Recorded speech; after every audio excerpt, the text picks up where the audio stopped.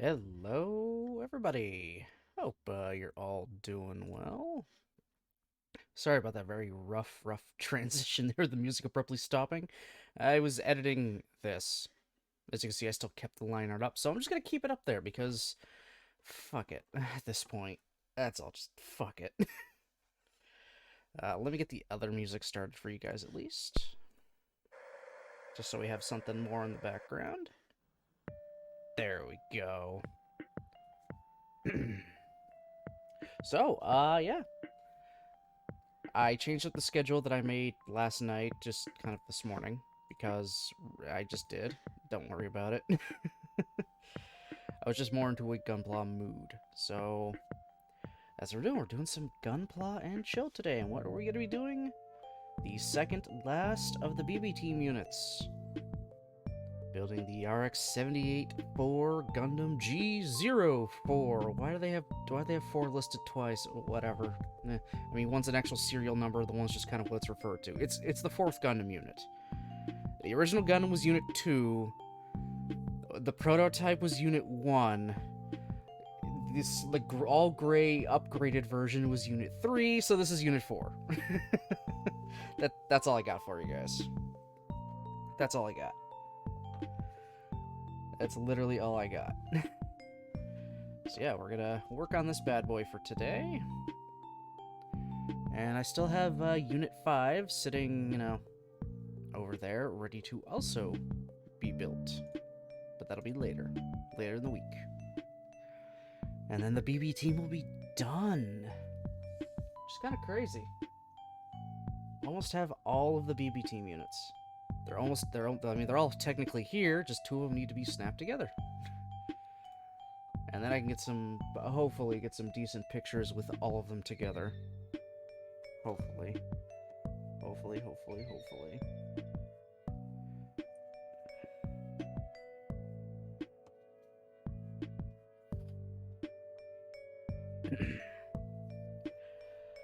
This might take a little bit of time, so I might take a break partway through. We'll see how it goes. Why do I think it's going to take a little bit of time? Well, there's a lot here. Also, this all single monotone color thing here, blue with white and all that, this denotes it as a P Bandai kit. I didn't pay P Bandai prices, though. Ooh, that sticker sheet. Though a lot of it looks like it's probably going to be for the shield and other tiny things, so that shouldn't be too bad, in theory.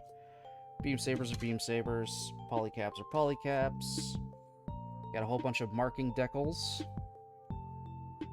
Yeah, just denoting the Gundam itself and marking it for the ship it's on, the Thoroughbred.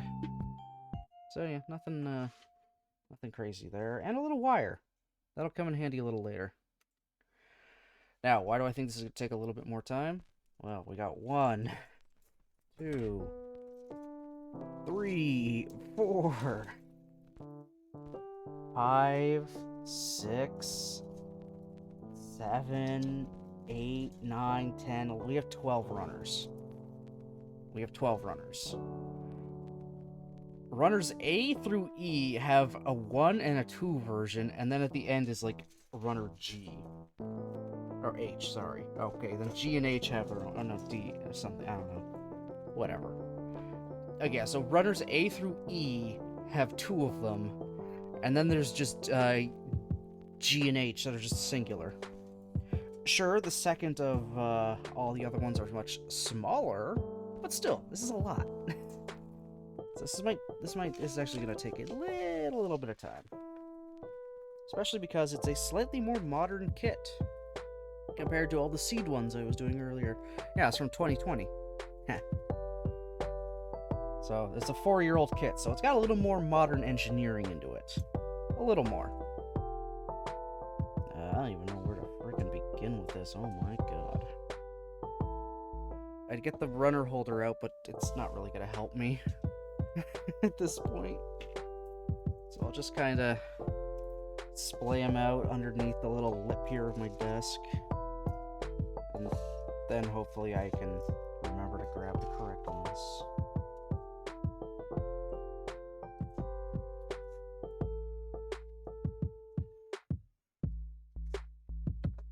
Good old polycaps. Okay. The manual doesn't even have like a picture on the front. Here's just all the here's just all like little reminders, color guides, warnings, and stuff. And then the very next page is, here's your parts, also start. Just start.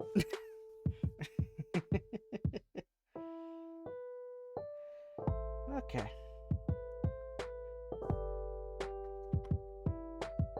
I'll just start with the body here because, well, it's the first thing here, obviously.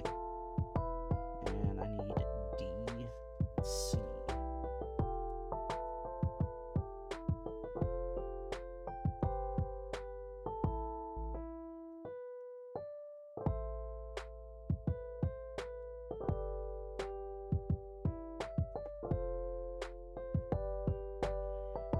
C10, okay.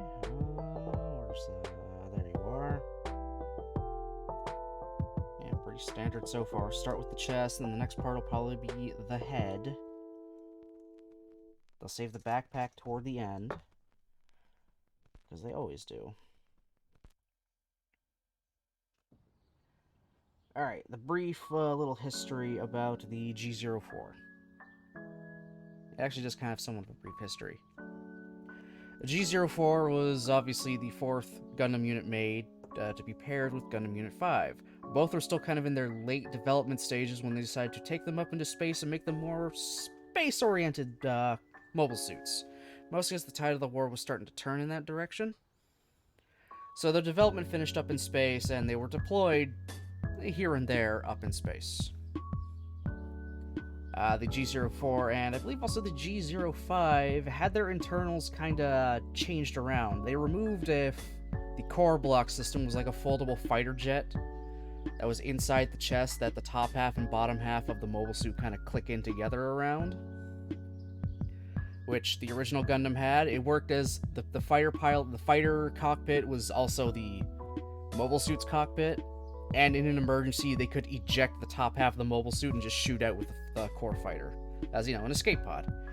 They got rid of that idea entirely to both increase the cooling for the suit, as well as also put, you know, a better reactor, a more powerful one inside. Because you get rid of that, you got more room. You can just locate the cockpit in one small area. That's it. Now you got all this other room that had to be taken up to fit a fighter jet in, cleared up. So yeah, they gave it a better reactor, better cooling system to, you know, compensate for said reactor. Gave it a few more thrusters around its back and legs and stuff, and it's like, there we go, more space-worthy mobile suit. It is more powerful and more maneuverable than, well, the original. But it didn't see nearly as much action, unfortunately. It was deployed a few times, here and there, just for, like, small little missions. Just kind of taking out, like, tiny little patroller fleets and whatnot. It could also optionally be equipped with, extra booster, units and stuff, so it could increase both its maneuverability and operational time while out in space. So yeah, this kit actually has two different ways I could build it up. I could build it up as the standard version, or it's, equipped with its boosters, so it'll have different shoulders, and its backpack will have stuff hanging off of it. G04 was also kind of, while being made, set up to test a powerful Mega Beam launcher. A new experimental, high-powered, you know, weapon.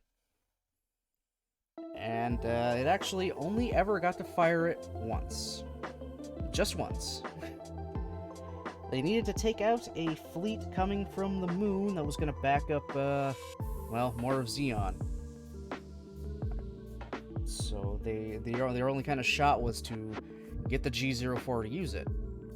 The weapon required so much power, they had to attach an additional power pack to the back of the suit to help, you know, get the levels up high enough for it to go. But even in all their testing, it still seemed to be very unstable.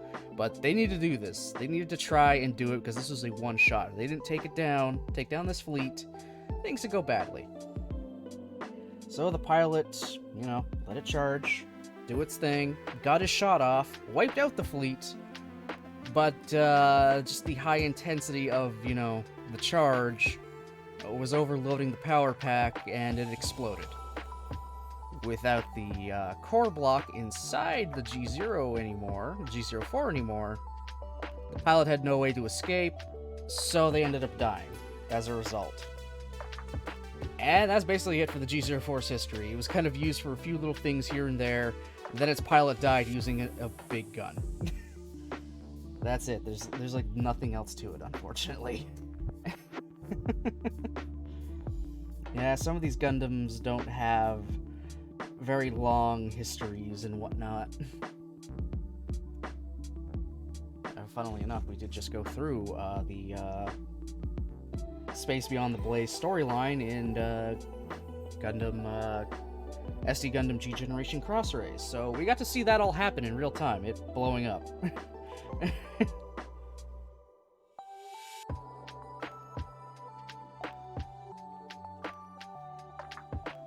Yeah, so not much of a history there, unfortunately. It's not even said what happened to the wreckage after the war, because they retrieved the wreckage of the mobile suit. Because well, they also wanted to retrieve the guy's body. It wasn't like the suit completely was obliterated. It just, the power pack exploded and the pilot died because of said explosion. He couldn't get out, he couldn't physically open the cockpit hatch because that also got bent out of shape at some point. So he was literally trapped in there, just had to kind of accept that his death was coming.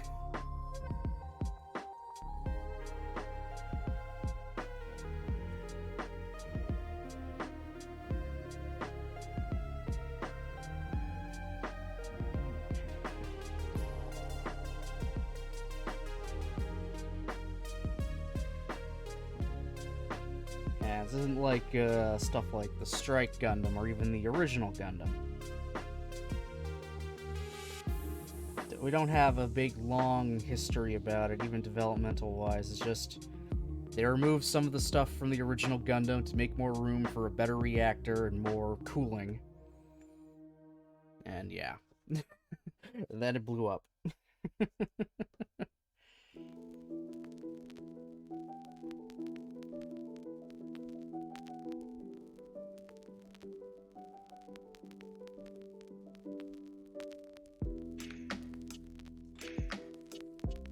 But hey, we gave it new life by making it Nickel's unit in G Generation Genesis. And I used its partner unit, the G05. Which, yes, I am building last because it's my unit. It's mine, so I will build mine last. I'll get my team ready to go first. It's actually kind of cool.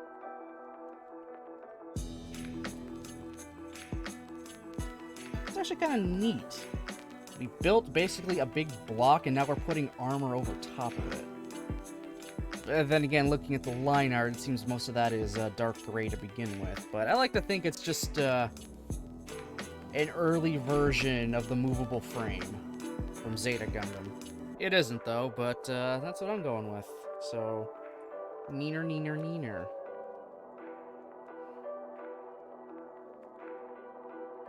Sorry.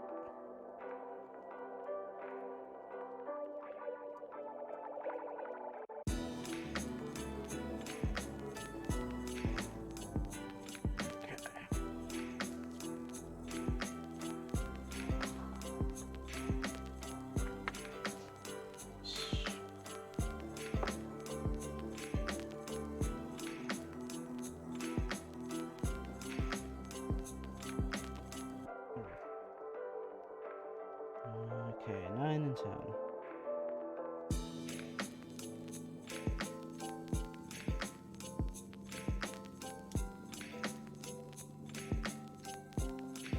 I'm pretty sure the kits for these share the exact same runners, only the blue is in red. And I use a different yellow. I use different yellow parts that are on here. I could check the part list and see. Let's see, so I'm using E1. I just want to... Oh, no, apparently I'm wrong. I'm dumbass. I can compare and contrast when I eventually build that one. They'll still have the manual, obviously.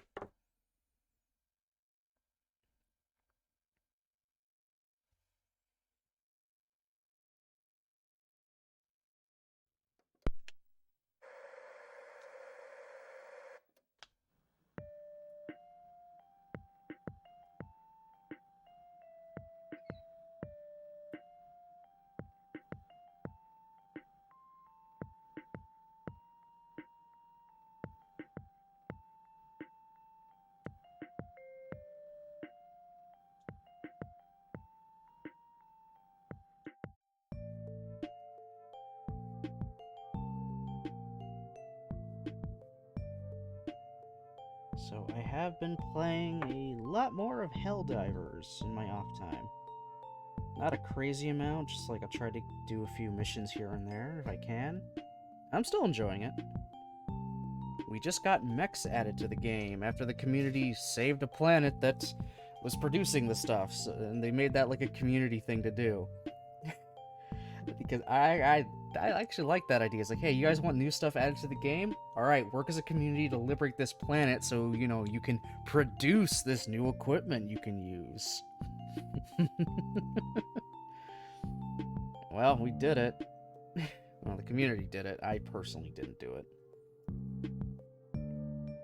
I don't have exactly the best equipment right now to take on robots, from what I understand. I can't take on the automatons yet. I don't feel comfortable trying to. I will focus on dealing with the bugs. There's plenty of other divers that can take care of the automatons for now. Oh. Is that how it goes? There's two vents on here. Like, you can see there's two openings in the vents, but when I put the blue part over it, God, I'm gonna keep bending it. It covers one of them. So maybe this part in red on the G05 is going to keep both vents exposed. Because it does, yeah, I'll just go with he. He does have both the chest vents open there. That's an interesting way to do it, okay. I'm going to have to remember that when I build it. To see if it actually does do that.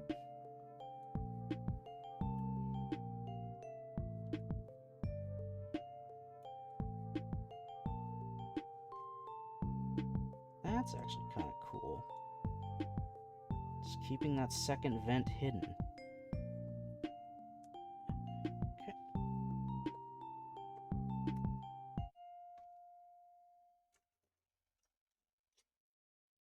And we give it its like little shifty shift here.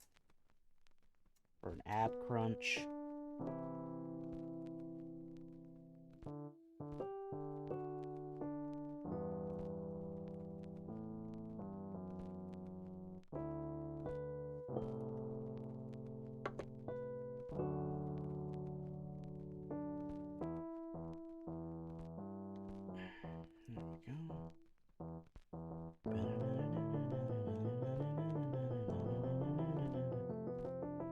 Alright, we have the body, the middle chest part. Now we make the head. What a shock. I would have thought we'd make the head.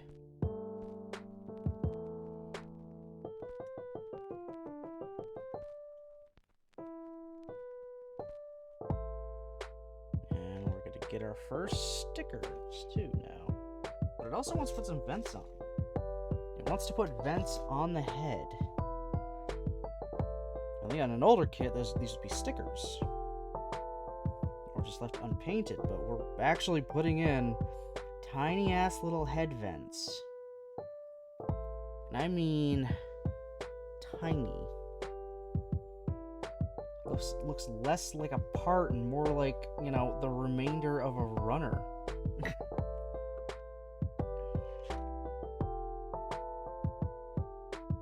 Let's just go into the side of its head.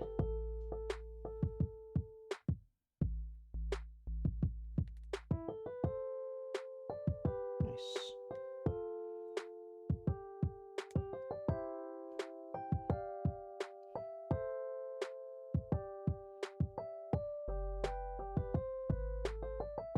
Okay.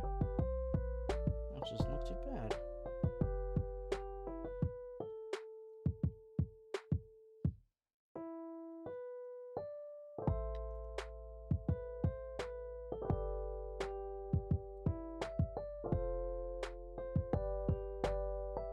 It's so small.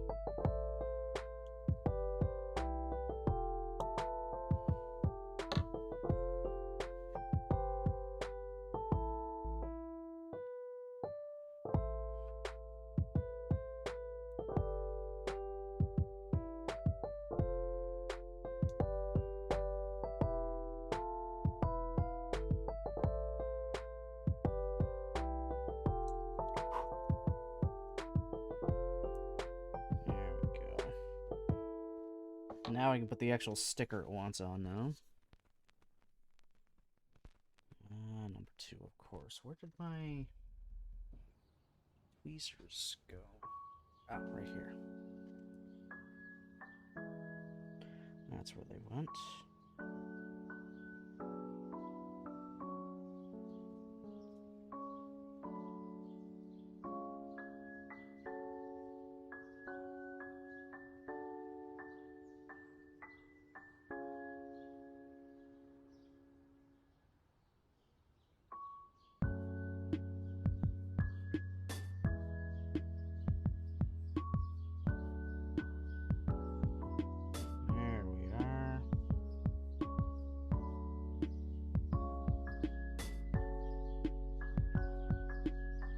Awesome. Got our sticker in there. Very, very tiny sticker. Now for one of my least favorite parts. The eye stickers. Well, this might not be so bad. It kind of has bigger eyes. Oh my god, I nearly clipped off the wrong thing because it slipped.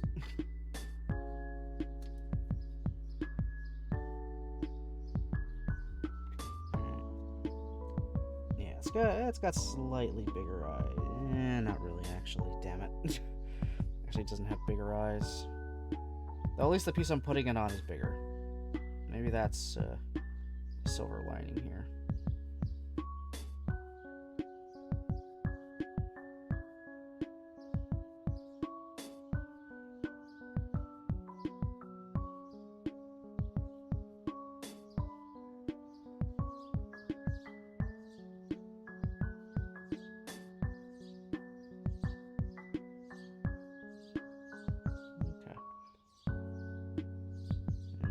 Do the muzzle. Which is just, you know, easy. It's a muzzle.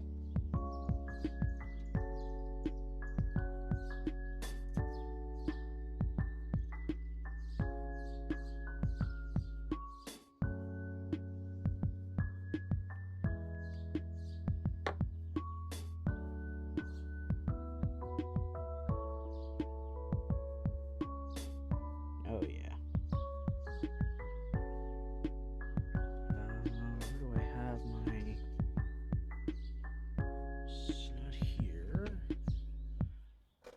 There's that one there.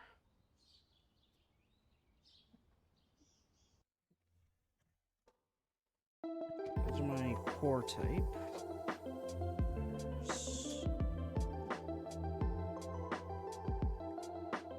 Where the hell did I put it?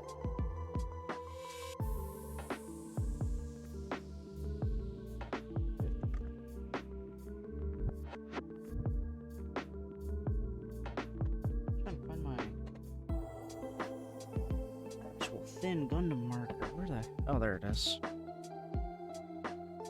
Got it.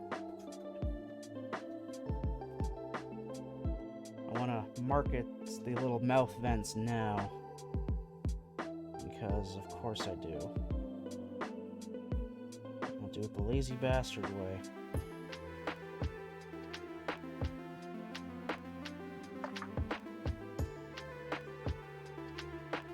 And the lazy bastard way comes through. Kinda.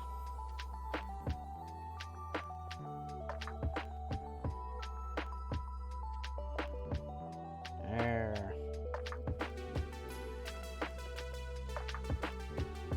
Let's see if I can get that, there.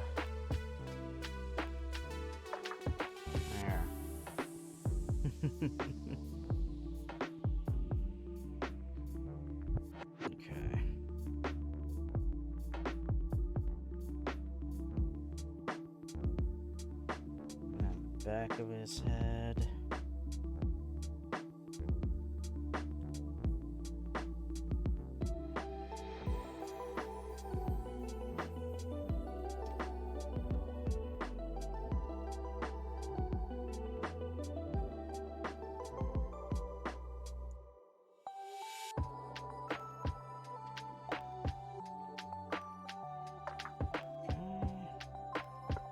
do another sticker for the back head camera.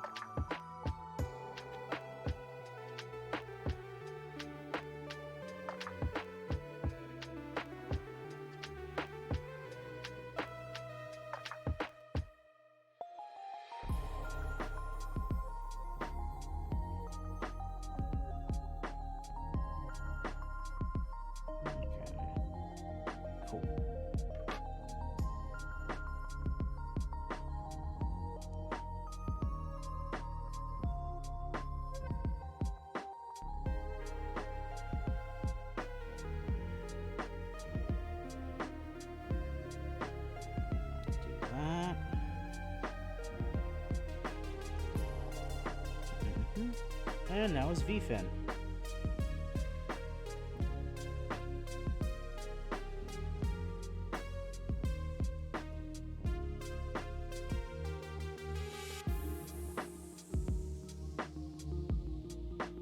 With a blue head crest.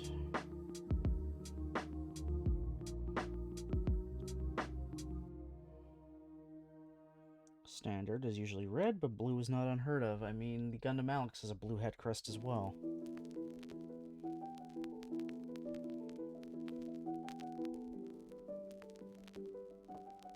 There's probably a few more I just can't think of. Maybe the Tristan has it as well, because it's technically the Alex, just quite a few years later with a bunch of redone stuff on it.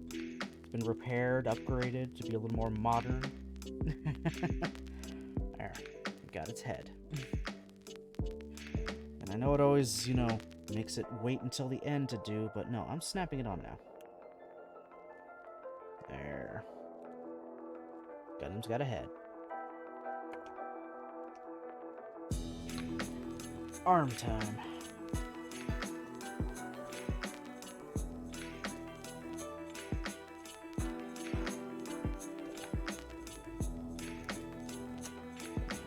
Take a drink.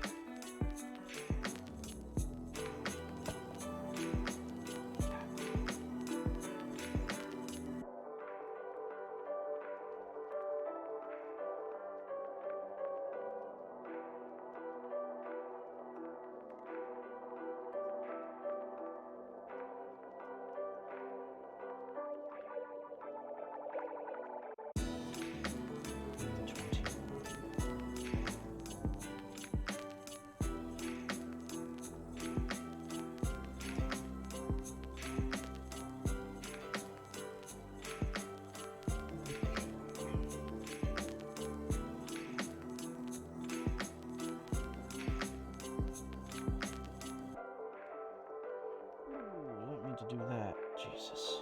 I gotta watch where I'm snipping. It's okay though, I didn't screw up the integrity or anything. Just kinda grazed part of it. It shouldn't be too noticeable.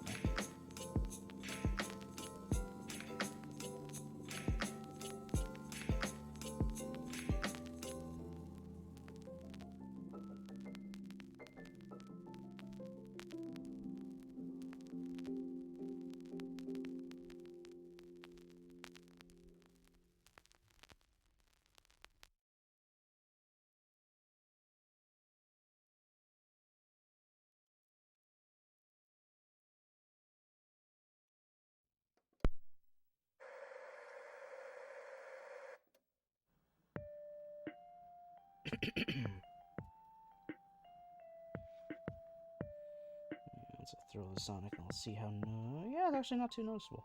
Okay, good. Good.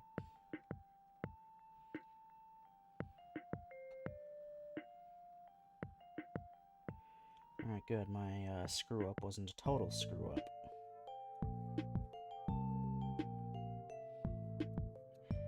Hallelujah.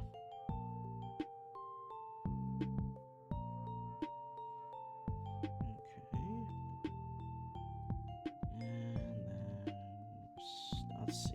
So B. 9. Right here.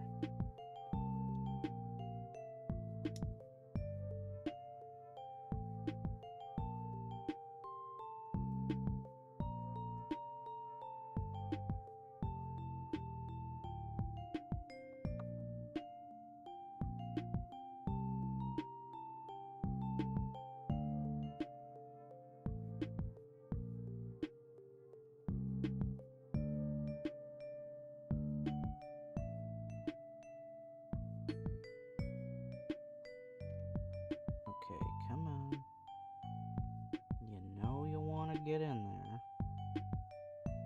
Go in the hole, in your home. You're a poly... There you go. You're a polycap, you can fit in there.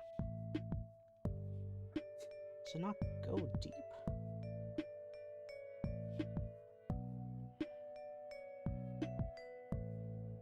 I don't know, that's literally... That actually as far as it goes? It doesn't seem very good.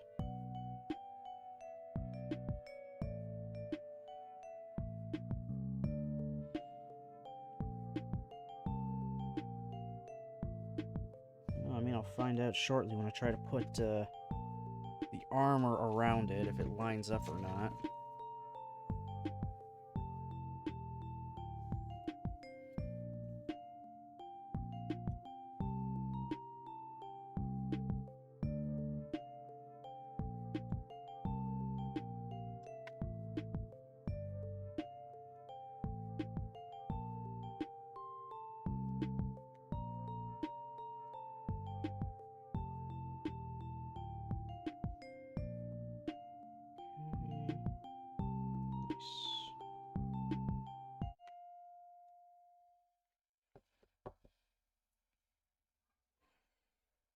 Alright, let's see.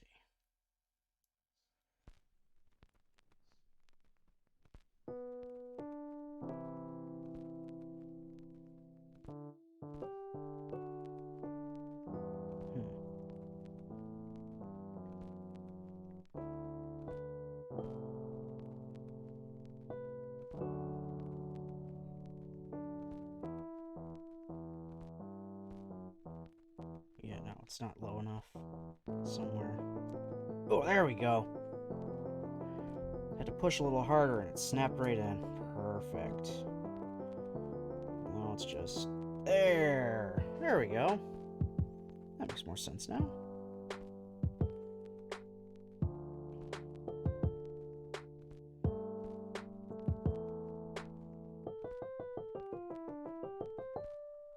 Okay. Excellent.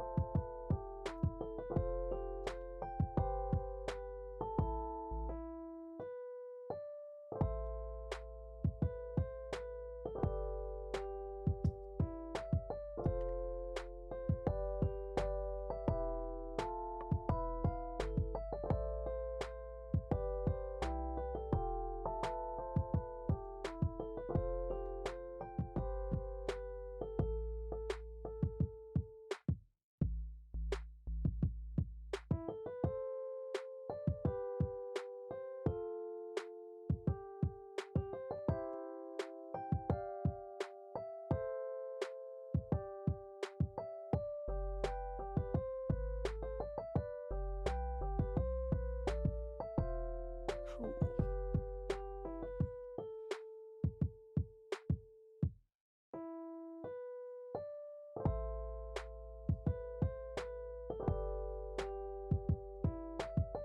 Awesome, awesome. So far, so good with this one.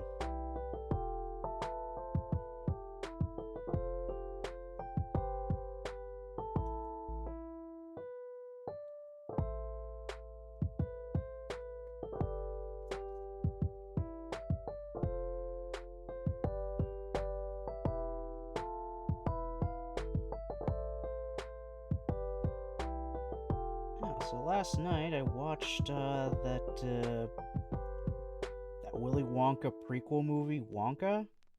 Wasn't too bad. Really out there, I will say, but I mean, that's Willy Wonka for you. It's always out there, but that one was just really out there. A chocolate cartel was not words I thought would be said with all seriousness throughout that whole movie. A chocolate cartel.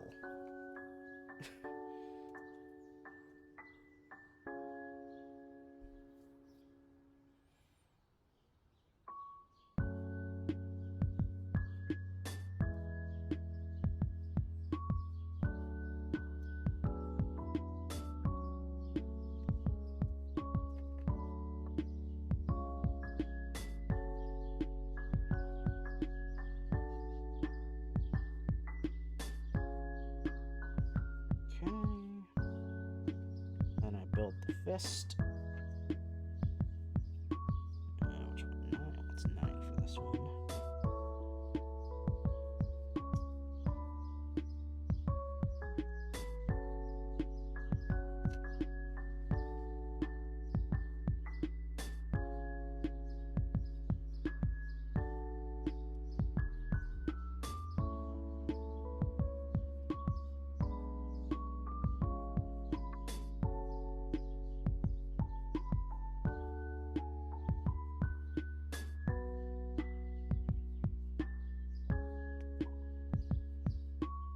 Okay. An interesting choice. They don't have you build the shoulders just because you can build them either way, either normal or with the space boosters. Though the front of it does say it's like interchangeable or something.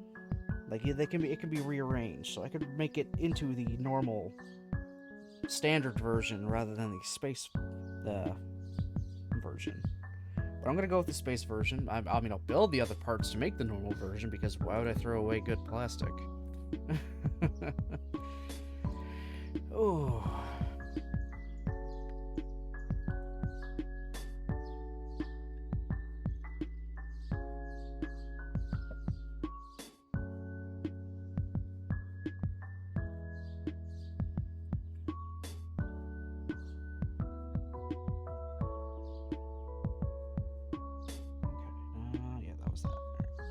One arm.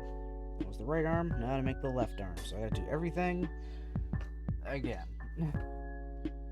As always. That's D. It's C. There it is. There it is.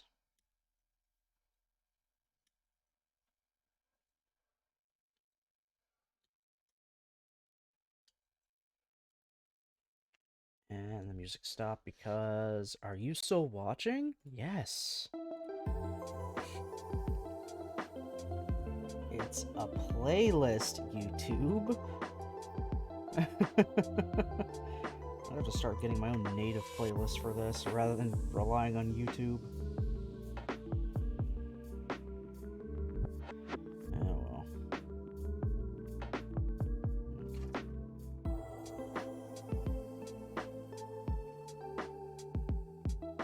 Oh, another fun news. Toei is celebrating 25 years of Digimon. They just released an entire, a whole, like, 5-minute PV. I mean, it reuses literally just scenes from all the different anime. And and the music is just, well, Braveheart. No, not Brave, no, Butterfly. I think it's Butterfly. Yeah, that's like that's the original Digimon theme. Then when it cuts together shows, it uses their themes, except once it gets back to Tri. Once it gets back to Tri, it does the Tri version of Butterfly and just forgets about the other shows after its themes. Like, no, we're just gonna keep playing this one. But I mean, Butterfly's a good song. I didn't even grow up with the damn thing when I was watching Digimon, and it makes me feel nostalgic. That's a good theme. If it's making you feel nostalgic for something when you didn't even watch it with that music.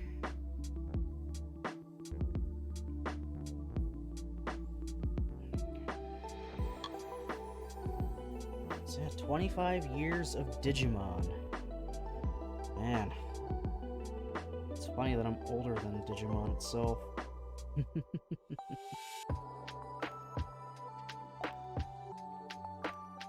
But again, I'm also older than Pokemon. I'm older than both.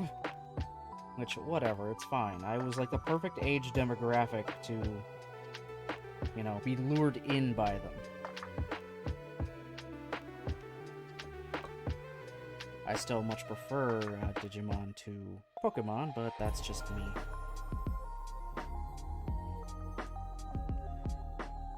Always have, and probably always will. Digimon is my thing.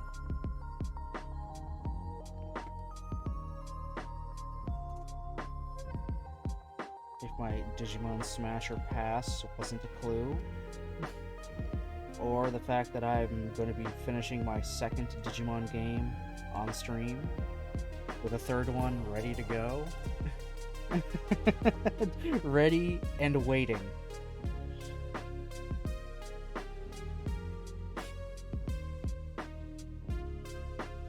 If I did get... If I did not get, what's it called, Survive from my buddy, I probably would have been playing, Hacker's Memory right now instead.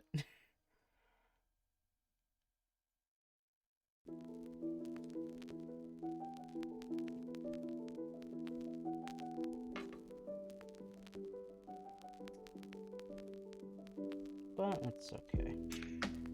I'll get to Hacker's Memory soon-ish, actually. Soonish I'll be getting to Hacker's Memory. I mean, we got one more route in Digimon Survive to go. It'll be longer. It'll be a longer playthrough than the last two routes, just because a lot of it is not new. I mean, a lot of it is new, I mean. It's going to be a lot longer than them. Because now, presumably, we will have Ryo and Shuji there for everything. Because I gotta try and make Ryo not die. And then Kunemon could actually do something, too! He could stop being a low-level shitmon.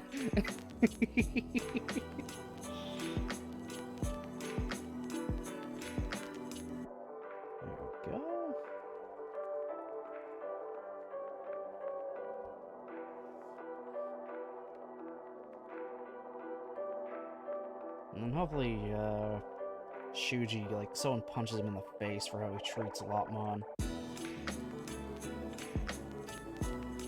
And that just means I get to voice more of, you know...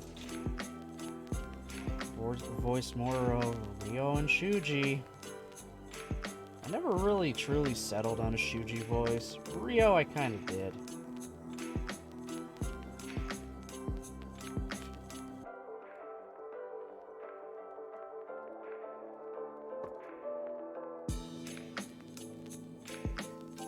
We'll see how it goes. Not 100% sure when I'll be doing the final route in Survive. That should be in the near future.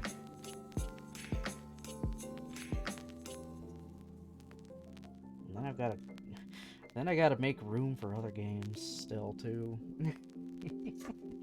Like, I want to start the Yakuza games. Now that I have 3 of them.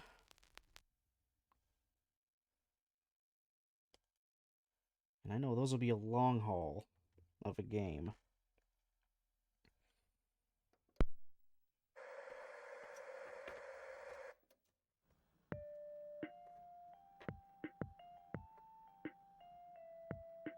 Those are going to be long. I'm not surprised. I mean, Cyber Sleuth Hacker's Memory is also going to be long. I've got the Neptunia games Gardantar gave me. Those will also be long. I have a lot of RPGs. I want to do Final Fantasy as well. Especially 7, because I have 7, Crisis Core, and now Remake. And Rebirth just... Well, it wouldn't be a Baron stream if it didn't drop apart. Where'd you go?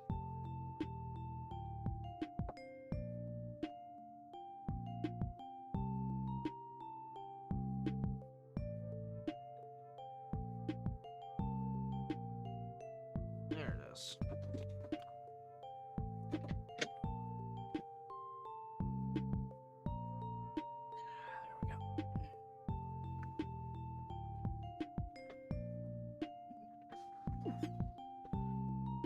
Okay.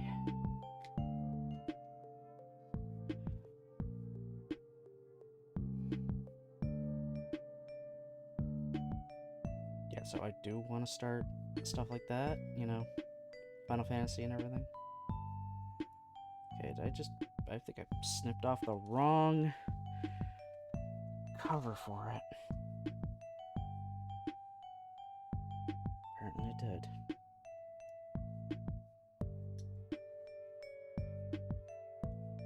I think I snipped off the one for the other hand.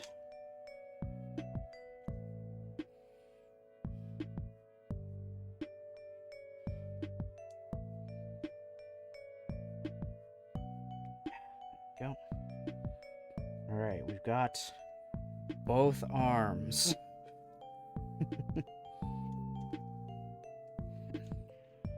And now is where we get the shoulders. So I'll build the ones I'm actually going to use first, just to get them on there, and then I'll build the second ones afterward and just keep them aside.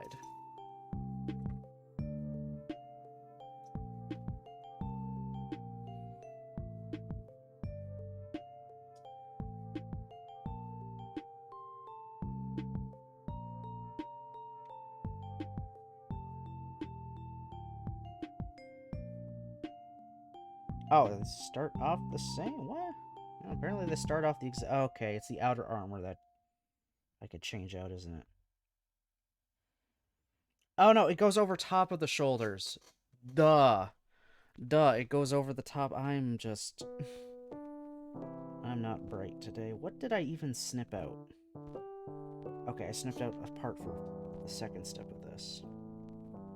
Hey, Arctic Gazer, how's it going? Welcome in.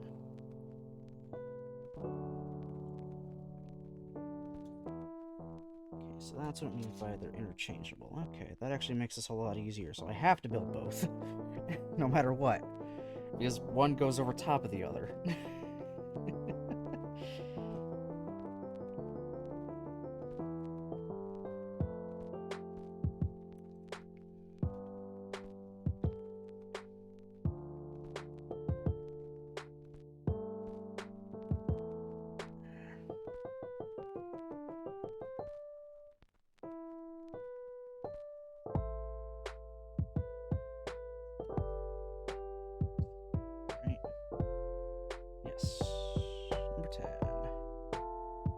Okay, just chilling. Transformer build going. It's going. It's going alright so far.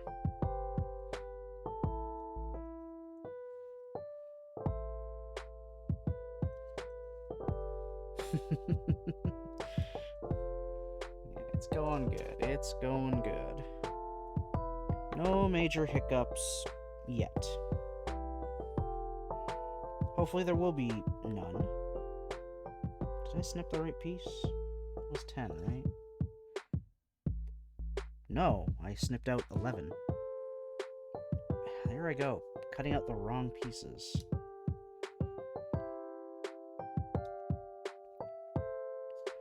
Oy.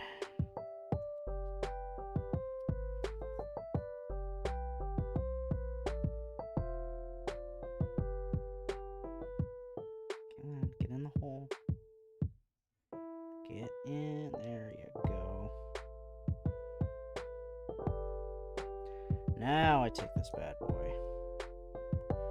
And we snap it all together.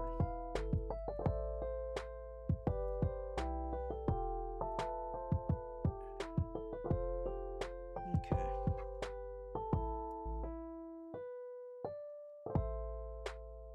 And...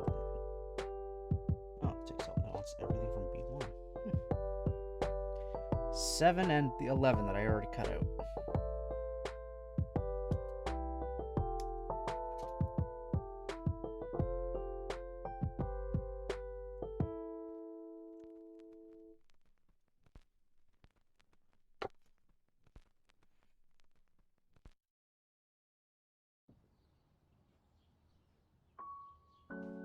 Okay, and then I just throw this onto here.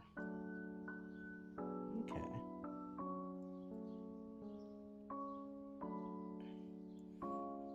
Okay. Glad I'm enjoying the build? Yeah, well, that's good so far.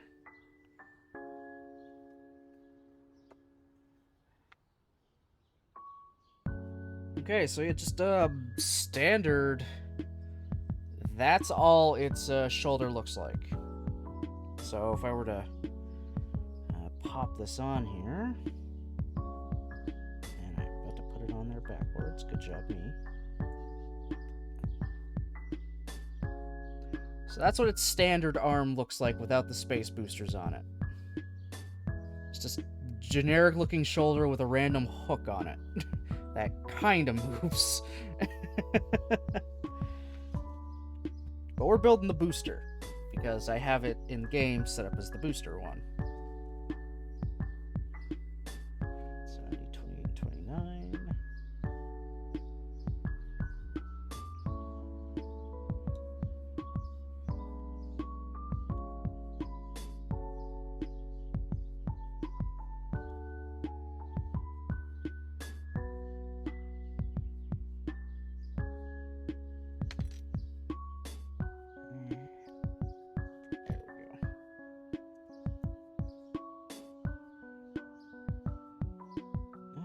One of these. Okay.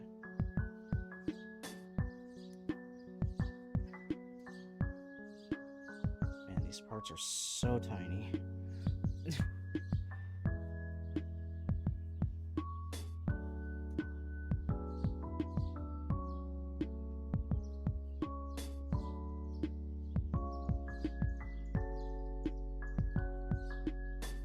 Snipped out the wrong part again, didn't I?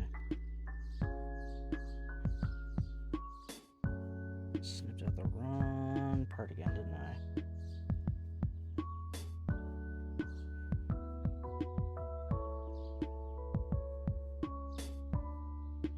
29, 28, 29. Oh, I snipped out 27. Damn it.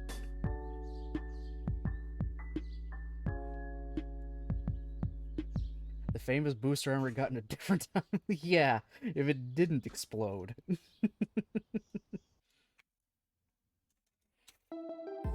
Okay, fair. That's something I didn't bring up in my brief little talk about it.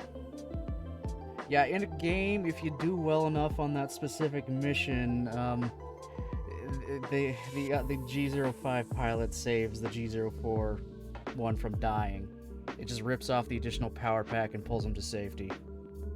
So it gets to have a special booster unit, participate in the Battle of Abawaku, and then that's it. That's all. Not even that substantial of a change, just one dude lived.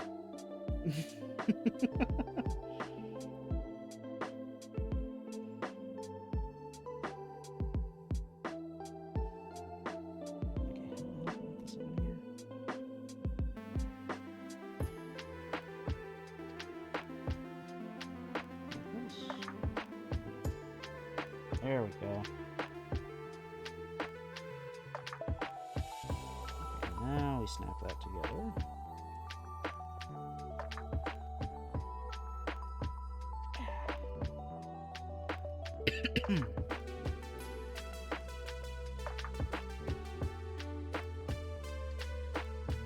E1. Duh. This one I've already been using.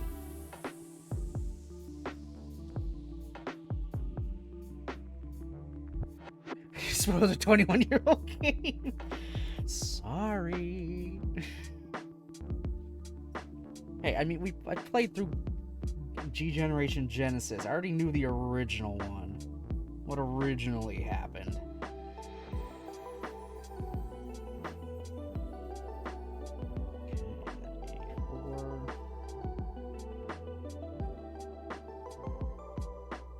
But, like, really, it's, like, barely any difference in the timeline. Just, okay, he lived.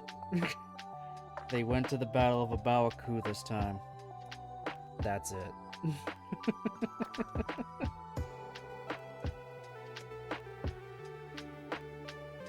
Everyone and their mother went to Abawaku at some point, apparently.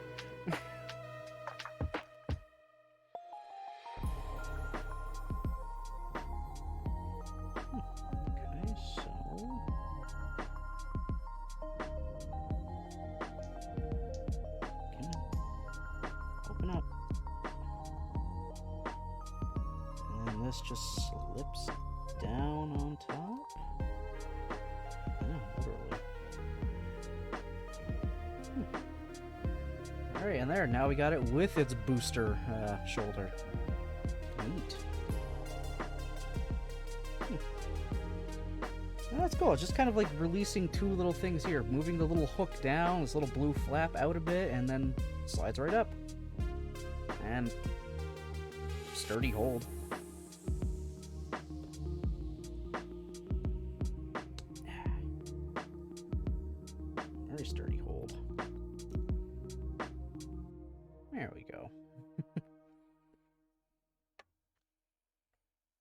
Now I gotta build the shoulder again.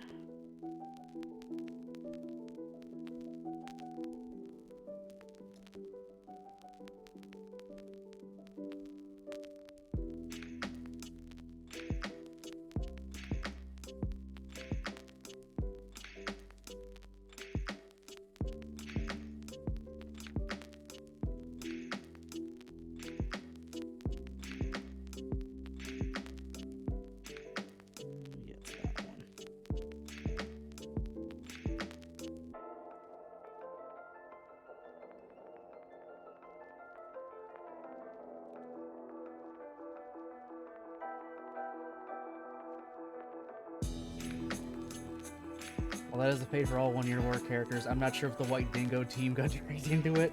Probably not. They're too busy fighting for the freedom of Australia. We got our own thing to deal with here. Well, we gotta go up into space, and we got more of Australia to take care of.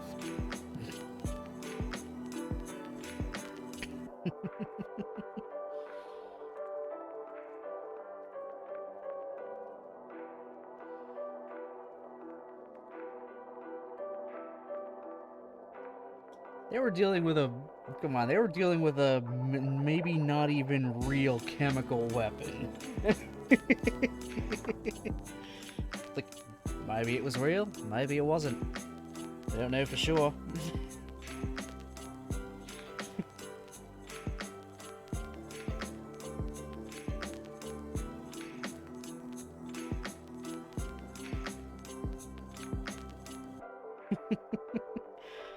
Fucking white dingoes. Yeah, it was...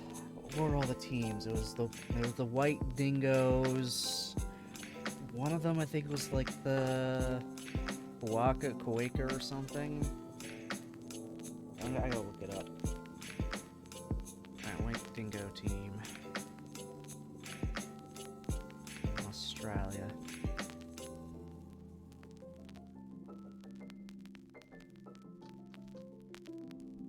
Okay, if I just look up no, that just brings me to the Wikipedia page for Australia. Ugh. Alright, maybe if I just look at the Rise from Ashes, it'll tell me what the other names of the team are. So I know there are more teams. It isn't just the white dingoes.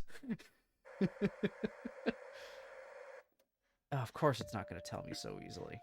I know there were 4 teams. We just focused on the white dingoes in-game.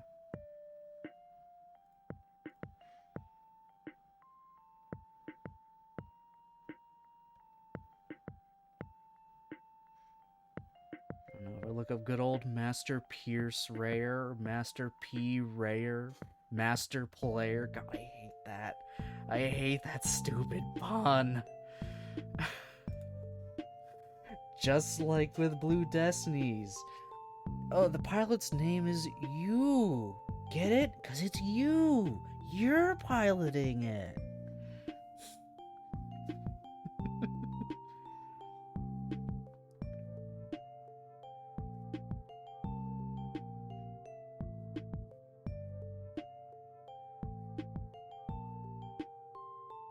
I'm not gonna be able to find this easily, am I?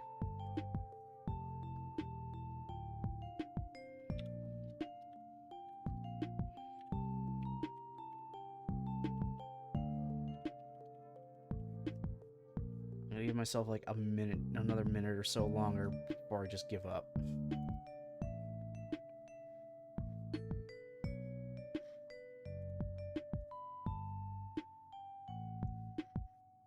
Why is this so hard to find? Oh, maybe. No, of course not. Of course not. Ah, come on. Whatever, they're all named after animals in fucking Australia with a color associated with them. That's what I remember. Darius not a quiz, just throwing random Gundam sites. No worries. I was actually literally trying to find. I was like, I know what the other names were. They're all color followed by animal. I think it was red, green, and blue, and then the white dingoes.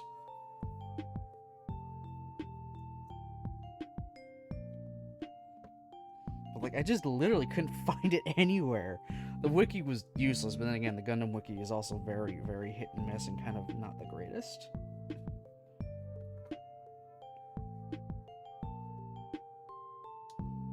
But it's at least good for a quick little search. Apparently not good enough. A lot of those pages need a lot of work.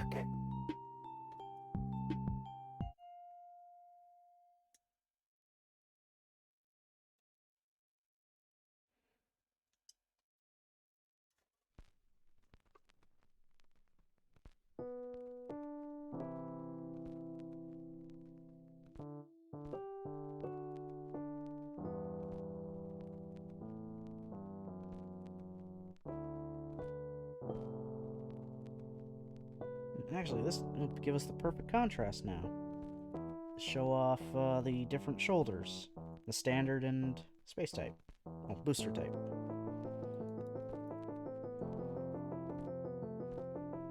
Yeah, there's the different shoulders. Get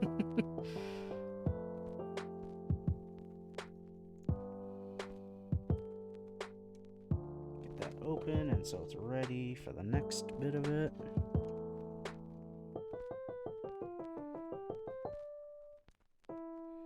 Most people are amazed that there are games or mangas that follow side stories to the main series. There's so much, honestly. And then the like PS2, 3 remade some of them.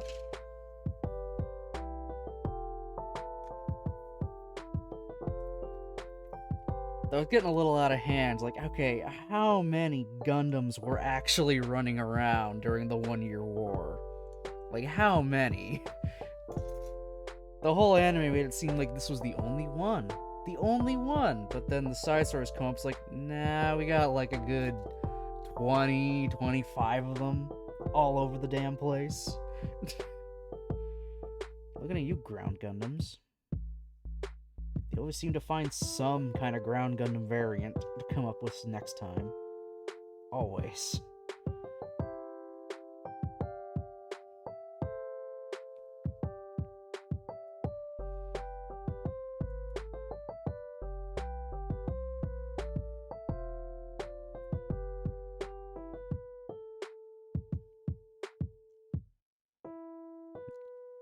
Too many most went boom. Yeah, most did just go boom, or just like data in a computer. Depending on who you talk to. Looking at you, Full Armor Gundam. You may or may not have existed.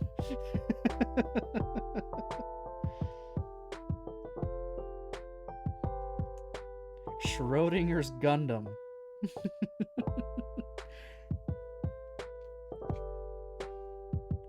All the pixies are destroyed or went missing. Actually, all of them went missing at some point. Taken by somebody. Never got to where they were supposed to go.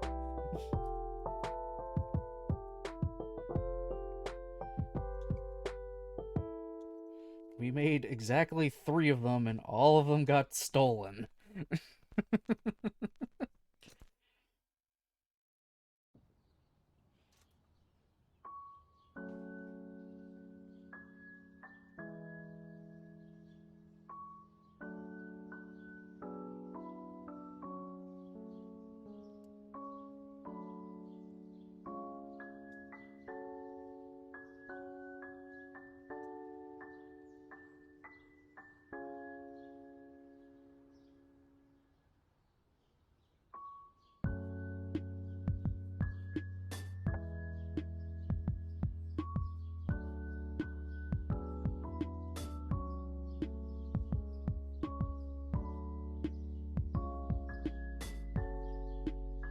Yeah, the G05 is in a garage somewhere. It didn't get destroyed or anything. It's just, yeah, we stopped using it, I guess?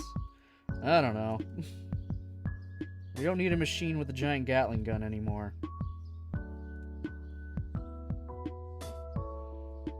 I don't know. At least say it got destroyed or something.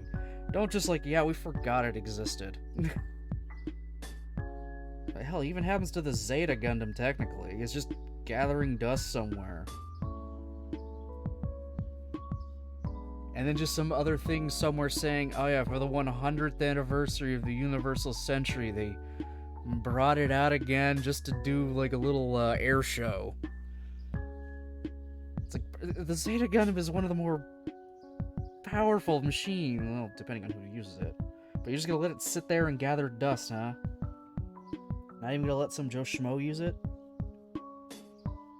And there we go, we got our top half. Now to build its feet. It's very blue feet.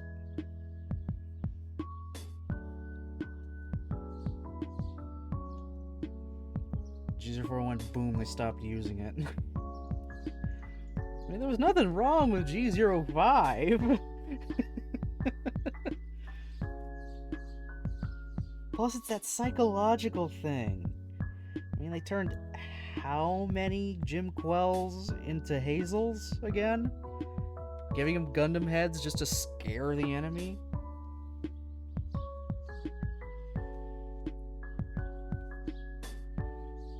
Why don't you have an actual good machine running around? Well, then again, the Hazel's actually a good machine. The Quell's also a good machine. No, actually, then again, technically, it'd probably be better because it's later technology, further advanced. So, okay, yeah, maybe the G05 would have been outdated by that time. But at least early on, it would still be alright. I gotta forget, in Gundam, fucking... The technological breakthroughs go by literally at breakneck speed.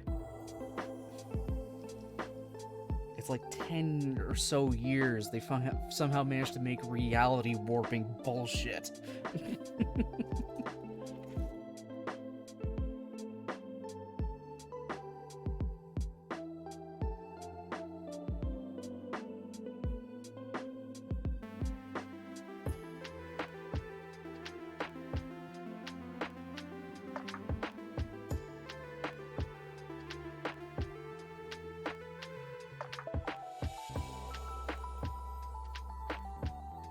Mobile suit development is just absolutely insane. Just how quick it goes. We went from we scaled up a machine gun to we can now wave our hand and literally turn back time. Just on machinery, though. Until we built the actual machine that makes you go back in time. You see Thailand slowly become a super robot show? Yeah, very slowly. Oh, actually, not even very slowly. It fairly quickly goes into super robot show. Gundam 00 is a fucking super robot show disguised as a real robot show.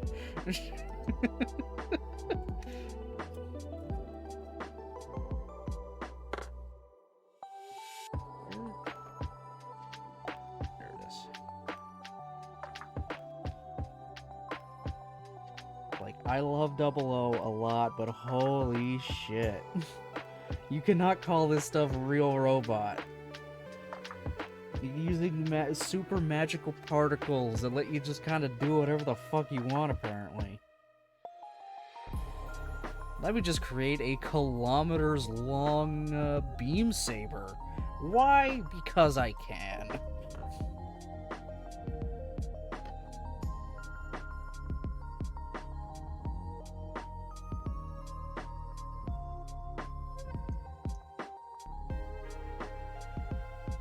At least G-Gundam doesn't pretend it's something else it isn't. It's DBZ.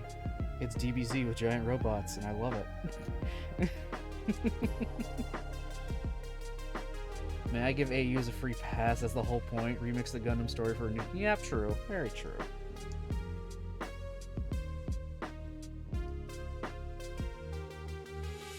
But you see, just like, yeah, just now we can do this. Fucking unicorn Gundams, man. The damn unicorn Gundams.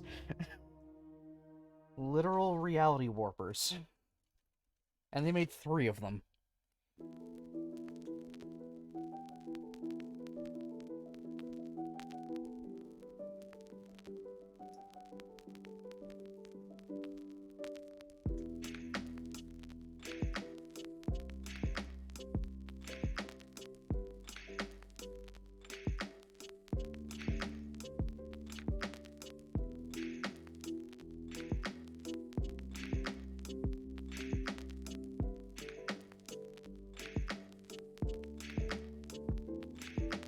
Here's a good question. What do you consider Thunderbolt? Do you consider that a true AU? Do you consider it part of UC, or what? Because that's in a very tricky spot. It's in a very, very tricky spot, because it's in the Universal Century. It takes place in the Universal Century, but all the designs are different. Things are going way out of everywhere. New antagonists and everything going on there. And very early sightings of Zeta era machines too. Like, this is still very much post 1 year war, yet we're already seeing like the Hyakushiki, the Rick Diaz, and the Zeta Gundam itself. What the hell is even going on in Thunderbolt? Does the unicorn that appears in G04 count as 4? Yeah, I'd count that. That is a freshly remade one. So yeah, 4. But they didn't know how to use it. Match didn't know how the fuck to use it.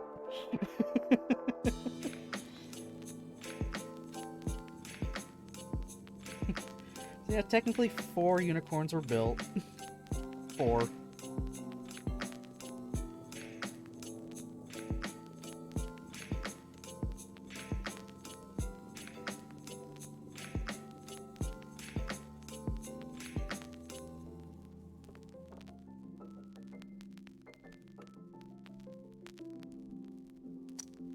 You always see Thunderbolt as its own thing. I see a lot of like debate online about that. Is it an AU? Is it actually part of UC? Is it an AU of UC?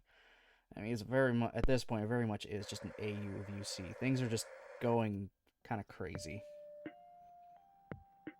It's just so different and deviating from everything. Yeah, the events of the original Gundam definitely did happen in some form, but we don't care about that. Because we have, well, the new Full Armor Gundam, the Atlas Gundam, the Perfect Gundam in there now a Perfect Zeong. And everything to do with this cult.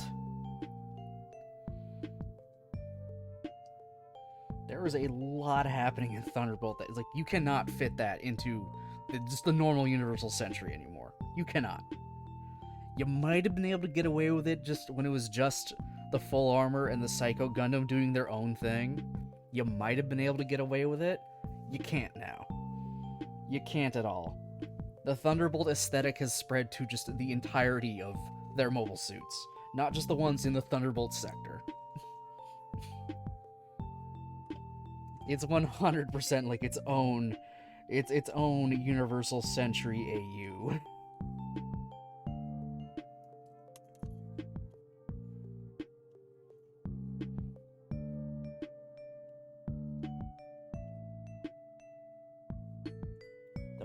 Actually curious, would they actually ever in some way try to bring in normal UC characters, even for a brief cameo, into Thunderbolt?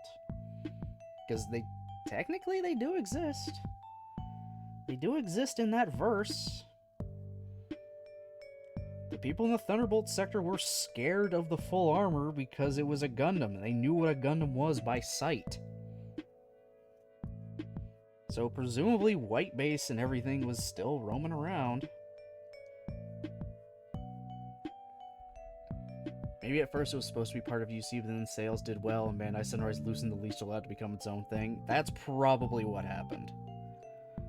Yeah, that's more than likely what did happen.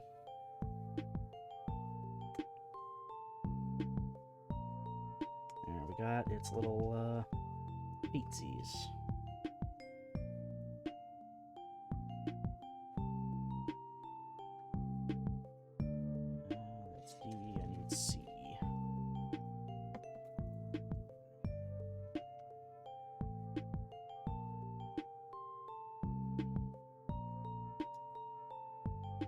Even the Perfect Gundam, the initial plan for it was, to make it a better was supposed to be the plans for this better, a better version of the original White Devil, basically, and then they just slapped all that armor on top of a Zaku. And everyone was cool. He was like, oh, it's a Gundam. We know what that is. It looks like the original one. I feel it's similar to a Stray and Crossbone. A Stray fits a little more easily into Seed. Just because it is a big freaking place. And there's a lot of stuff just the actual protags are not involved with at all. So, I mean, you could easily fit a Stray in there. I mean, even Crossbone, you can fit that in fairly easily. Because it does take place so far away from everything. It doesn't take place on Earth, for the most part. So it's a little easier to fit that in. A little. Thunderbolt's just way the fuck out there. Though, Crossbone, do we really need old-ass Zaku's piloted by monkeys? Why was that, like, Garma's thing, apparently? That was Garma, right? That set up, like, monkey mobile suits or something? Why would he send it out to Jupiter? Like, what the fuck? Like, what even?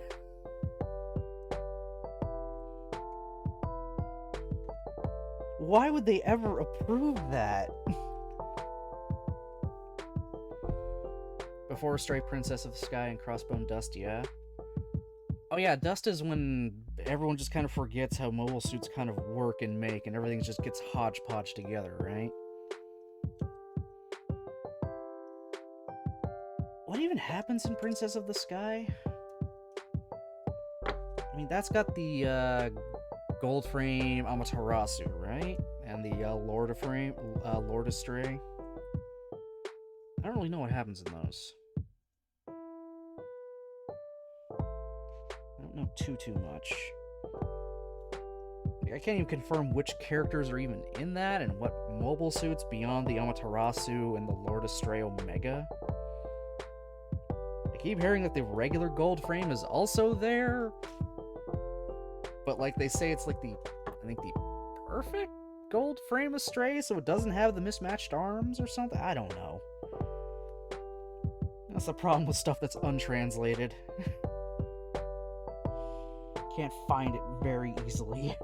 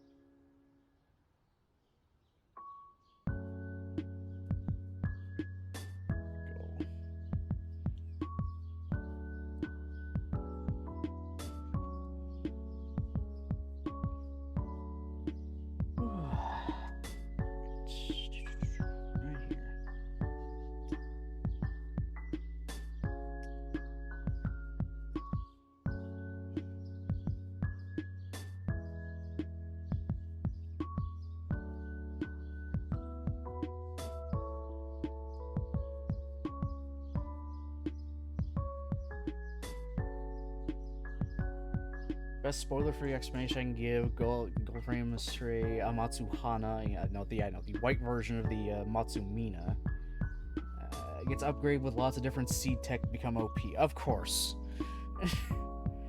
of course it does. It has access to the 2 tactical arms, I believe. So you know, Lo had something to do with that. He always has something to do with these fucking mobile suits. Everyone goes to this one junk dealer, and he always manages to make something crazy.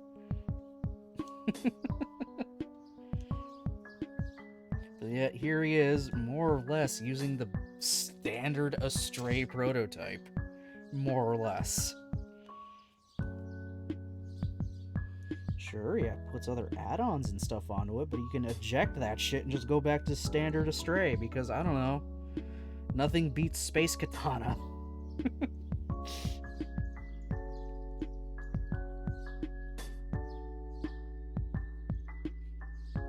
Which is just absolutely... The thing goes around and just uses a giant fucking katana to cut everything up.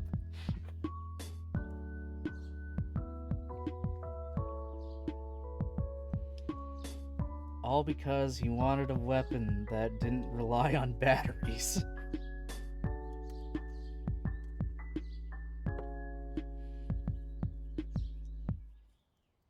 Which, fair. Everything in the fucking Seed version runs off a battery.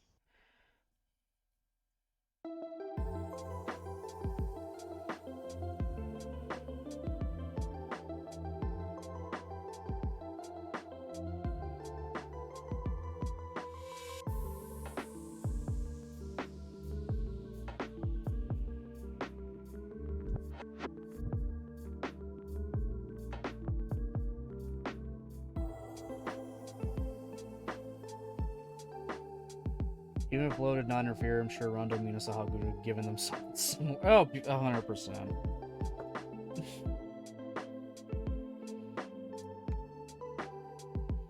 And man, Lo is really dumb. Still thinking that Mina is Gina. And she just rolls with it. It's like, okay, yeah, sure. Sure, I'm the same one you fought. There weren't two of us.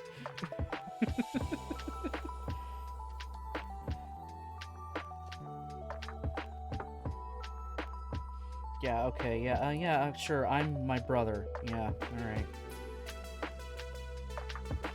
I'm not trying to kill you. That should be a sign we're not the same person. No, Lo's not very bright. Except when he is bright.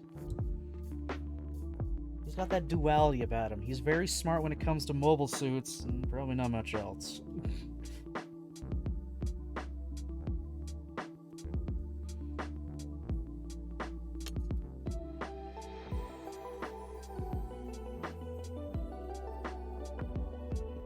Depends on the writer.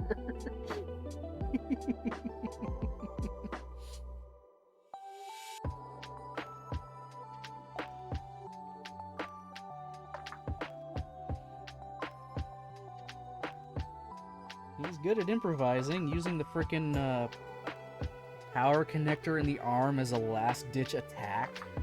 Who the hell would think of doing that?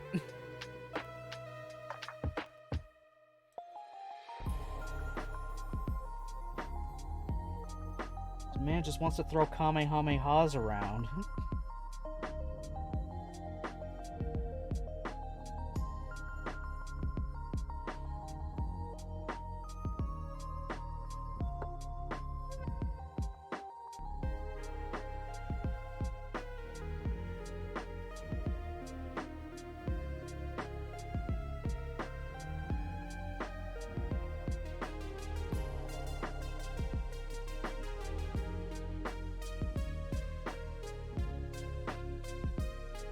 This would take me a fair bit of time to do.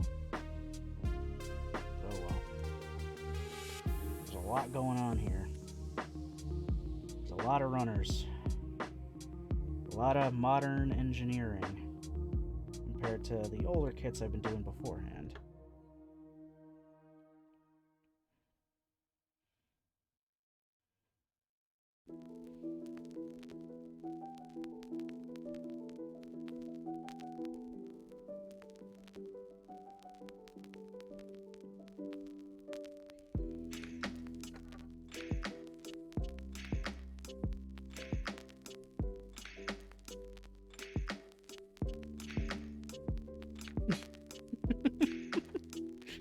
Okay, true. Still, he uses it. He does it himself. It's a nice little trick.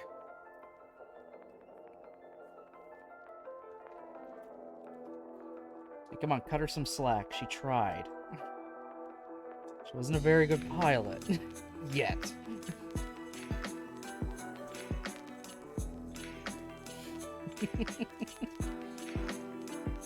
She got what she wanted out of it. She got data. So it wasn't a total loss.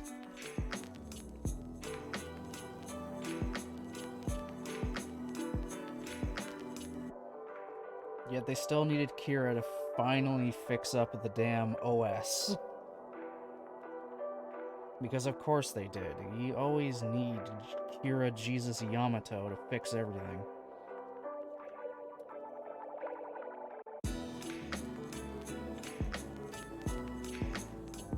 I'm gonna just rewrite an entire computer OS right here on the fly in the span of like a minute. Yeah, that makes sense. Hollywood actors and hackers, take note. This is how you do it.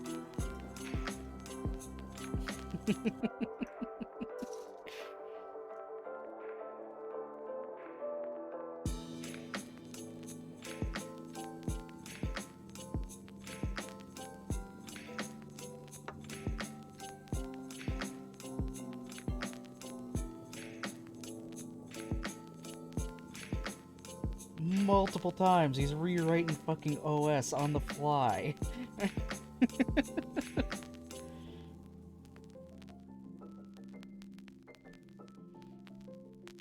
Goddamn Kira. I want to call him Kirito, but you know what? Fuck it. They're basically like the same there. They're these super prodigies that just kind of do anything. No one can beat them. They could do things no one's really supposed to, and holy hell, that is quite the bend. Ooh, wow. That is a... Wow. That is a knee bend. Holy shit.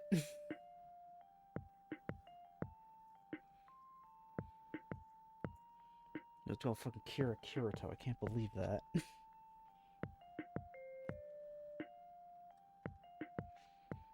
Whatever. Sword Art Online is my freaking guilty pleasure. Haven't watched the new stuff, though. Or read the new stuff. And I still have a few volumes of Progressive to catch up on.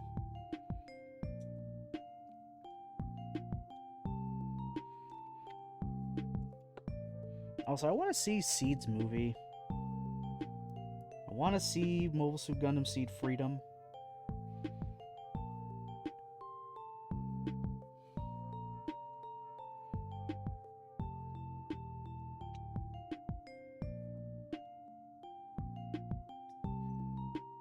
I already know about the different, new main mobile suits and stuff.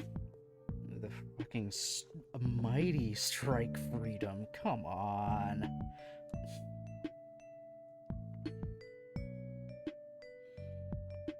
The articulation of the G04, 05 is really cool. Let's see what I haven't actually moved the arms. How?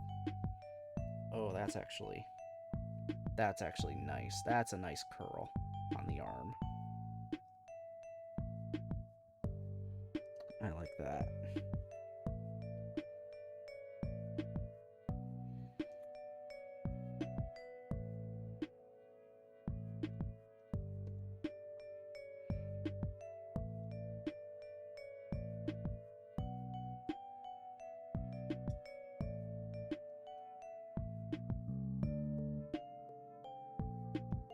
Yeah, hopefully I'll be able to at least see it somewhere. Hint, hint. Eventually.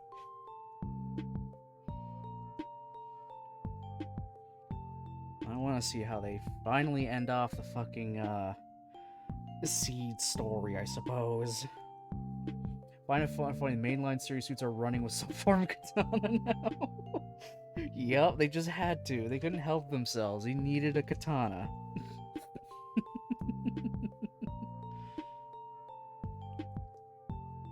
We needed Kira to use a katana.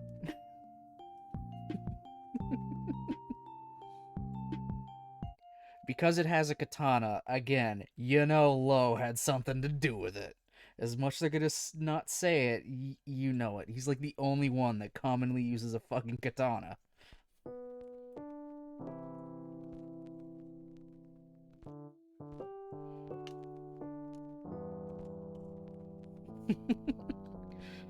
Of all things. a katana. And it still has its 2 beam sabers. The Strike Freedom still has its 2 beam sabers, but now a katana as well.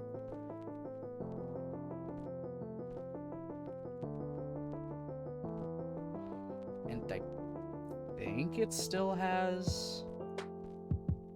its 2 guns too? Probably, probably won't use them. It's got new, better guns. Won't spoil the film, but it was so funny when the kit got shown, everyone was making low jokes. I'm not surprised. I'm not surprised. I mean, when someone says katana at all for Gundam, in reference to Gundam Seed, it's always going to be thinking immediately of low. Always.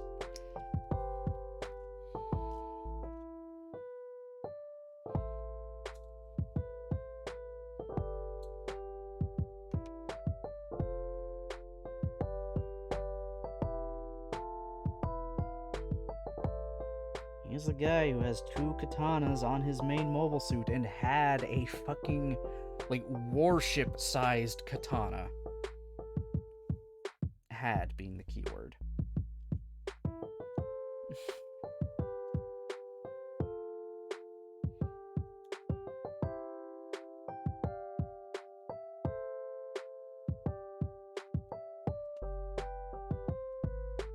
Like, when you gotta build special equipment just to hold the damn thing, you know you made it too big.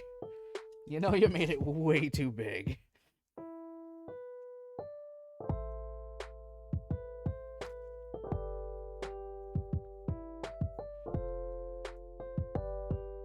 But it sure does look awesome. Okay, I'm putting into the wrong... No, I'm putting in the right one, I'm just screwing it up.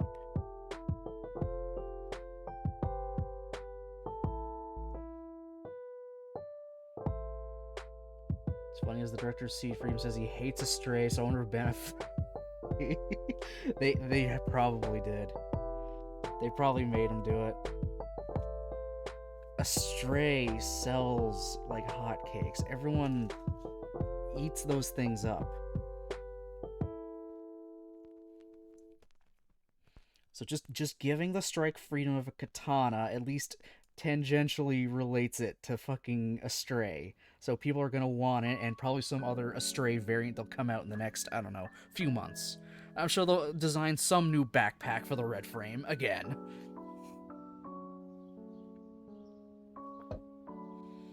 There's always some new backpack they're gonna throw onto the fucking red frame.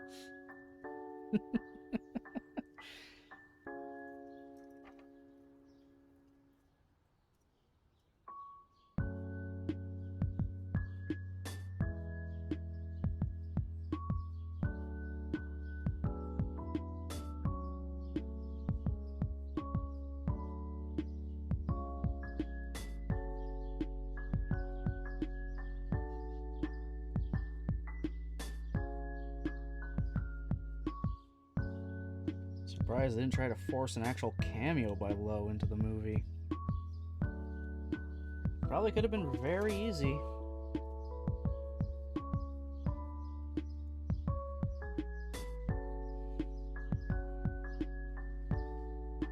But maybe the director just literally put their foot down. Oh, they designed a new backpack for the blue frame this time.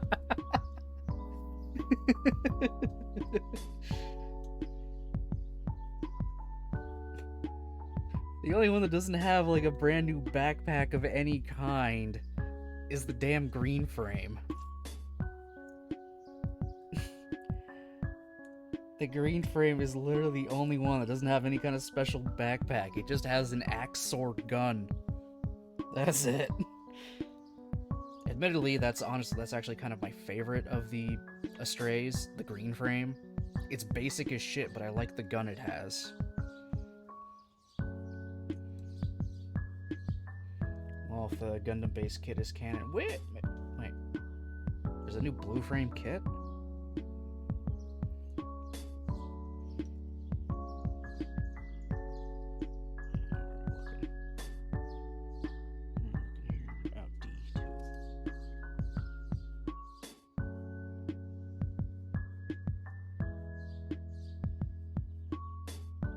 What'd they add on to the blue frame in this kit? What's the backpack?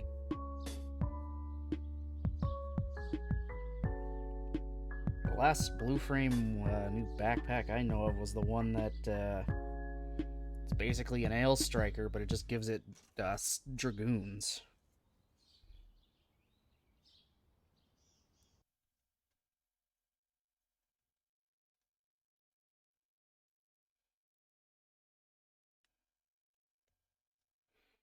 MG100, okay, I'm gonna look that up.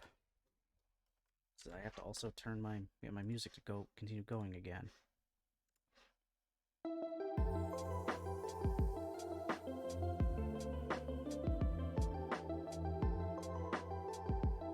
Oh, okay. It's like it's like a Destiny Impulse pack on there. Of course, with katanas. Of fucking course, it also has katanas. I'm sure they'll find some way to shove it in there. They'll find some way to slip it into the canon somehow.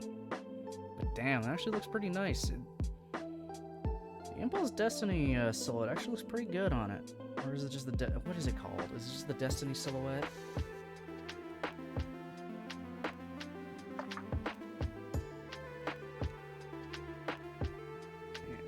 Destiny. Okay, it would be Destiny R then. Yeah, it'd be the R. Oh, Destiny is the Destiny R silhouette on its back? Yeah, it's the Destiny R silhouette on its back. Okay, yeah, the Destiny R silhouette. It actually looks pretty good in blue frame colors. It actually looks really nice.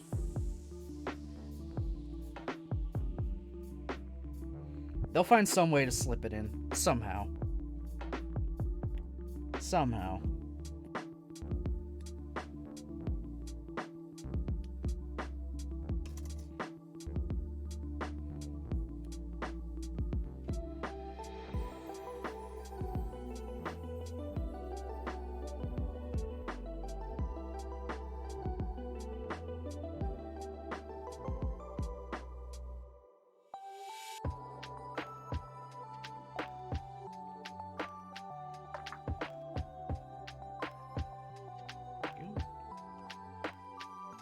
Sticker. The bottom of that part of the leg.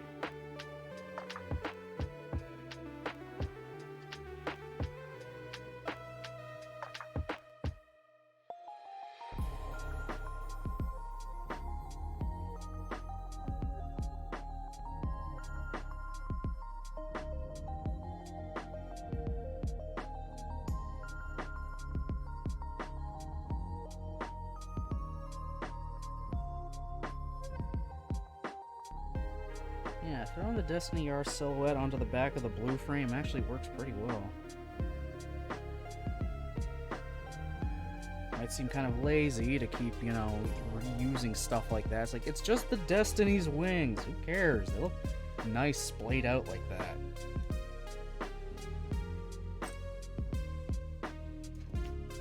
Where did I keep my... Where's my... Where did I put the Destiny, actually? I did it as part of my tier list, so where did I put it? Is this it, or is that Double O's tier list? That's Double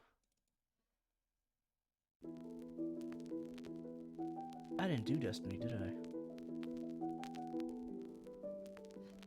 No, I don't think I did Destiny.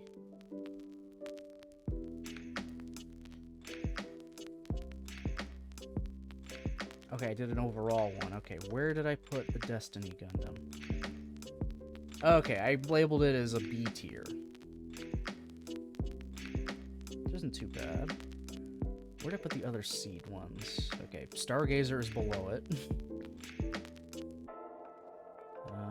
Above it... Strike... Impulse...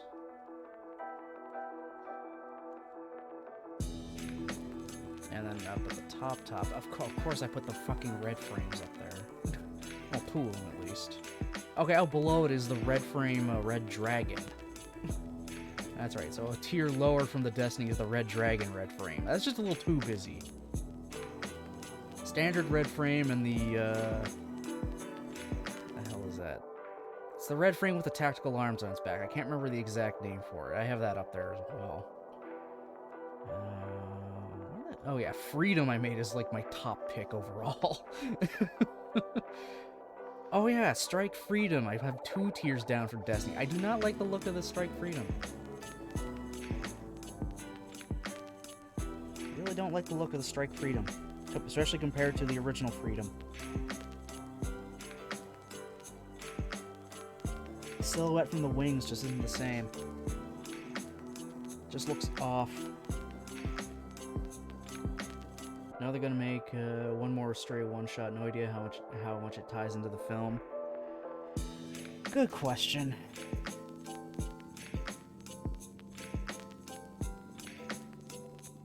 It's almost guaranteed going to be freaking something to do with the damn katana. We know that.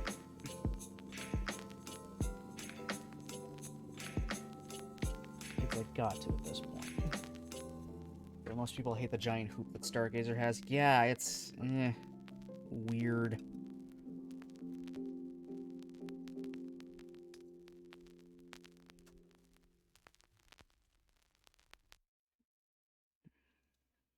Oh, so that's wrong. Doi.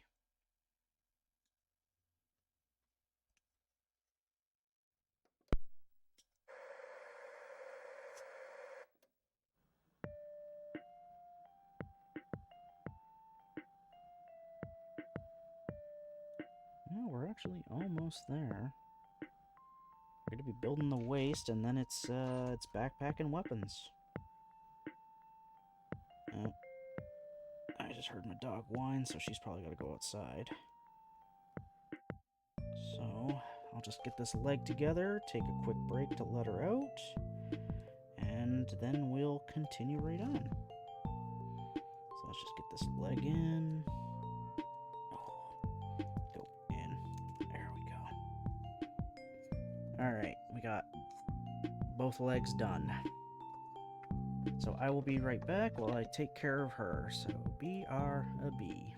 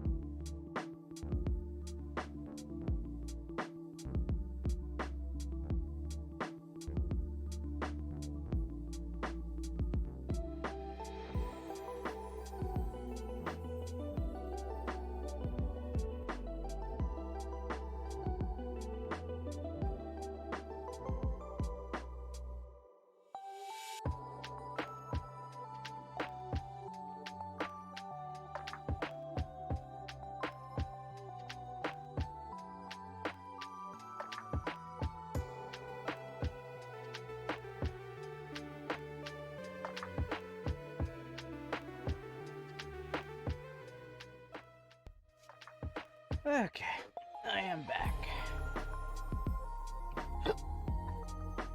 So the fact it tackles a strike north. It does in fact do that. It does tackle it. Yeah, you gotta do what you gotta do with a suit that's not designed for combat. Okay, let's finish off the G04. On its waist now, so we're in the homeward stretch.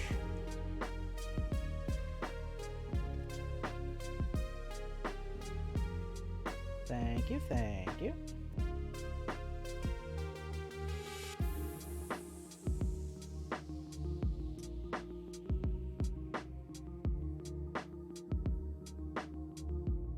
Just got the waist, its weapons, and that's like it.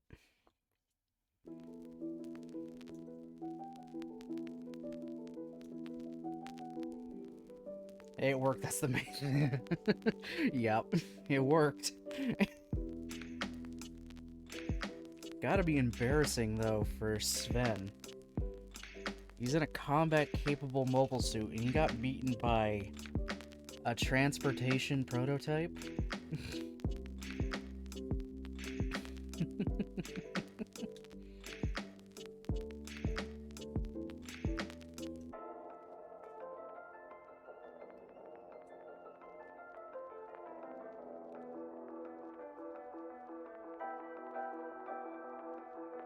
Like, damn, dude, this thing was just designed for space exploration, and you lost to it.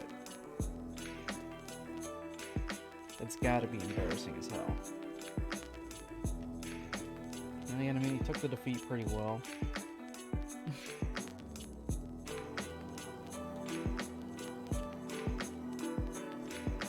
To his defense, how many Gundams have two pilots? Yeah, not many, but then again, both of them were non-combatants.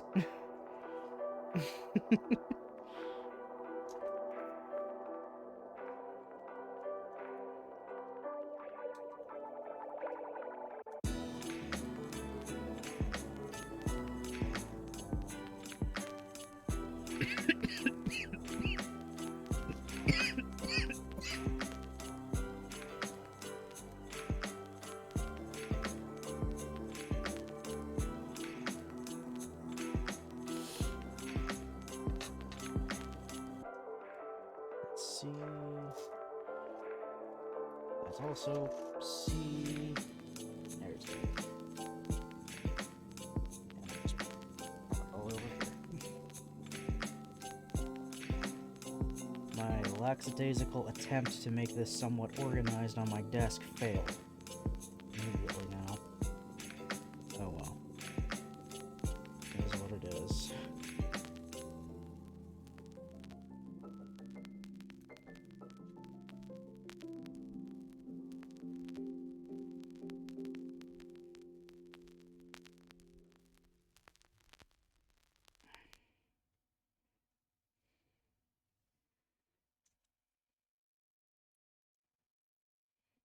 Okay.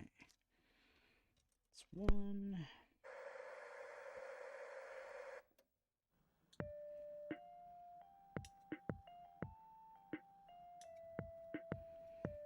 Yeah, look at that. We got our first empty runner. That took a while.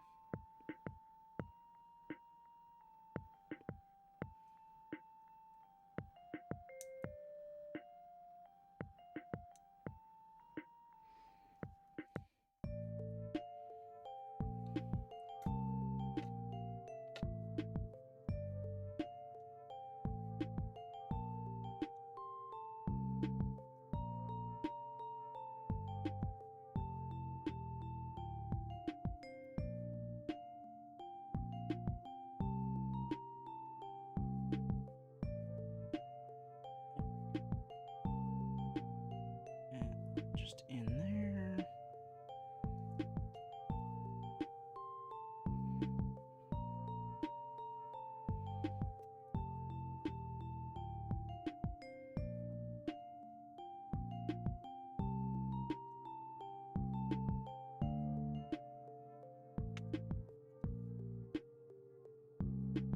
Oh, now one of my most hated stickers ever.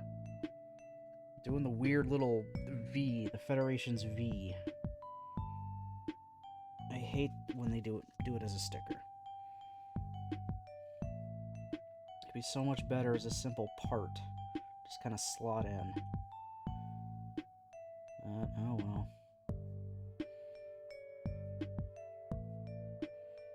Do what I can with it, I guess.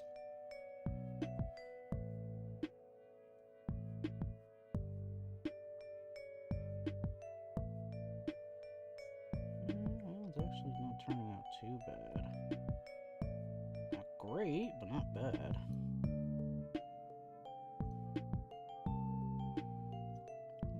Yeah, I've had worse.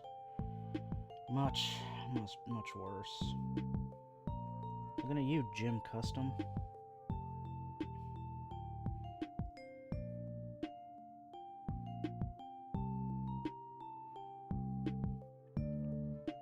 Sadly, Bandai is a small indie company. They cannot afford to do that.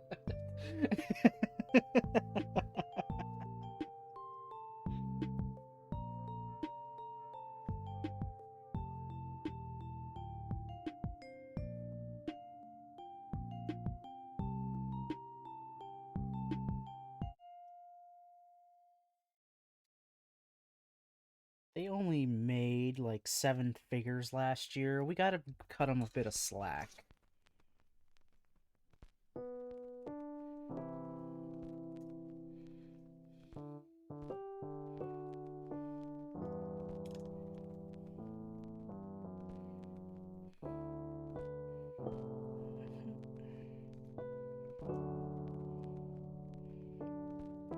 I've actually never once split the side skirts on any of the kits I've done. I know you can, and you know it's better so it looks a little more natural when you got legs bent, but I just never have. I've never bothered to actually take the time to split them.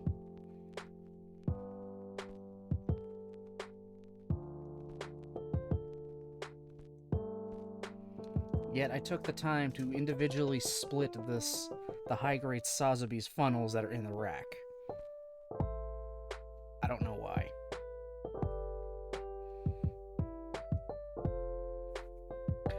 Talking about figures, I'm amazed we finally got a Kira fit. They're making a fig arts of Kira? Really?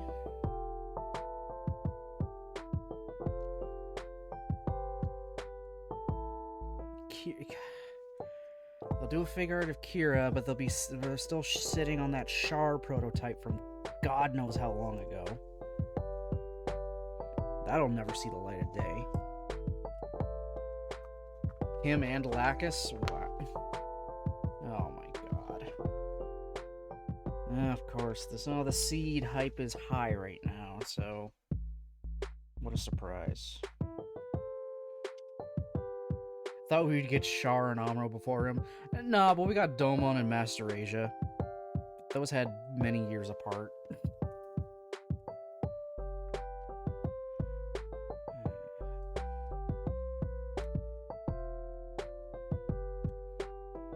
Okay, we're almost done with this.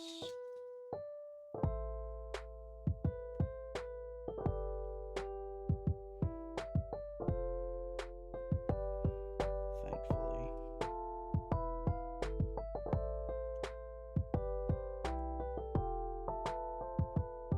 And Domon's wasn't even that good. From the pictures I've seen of it, it's rough.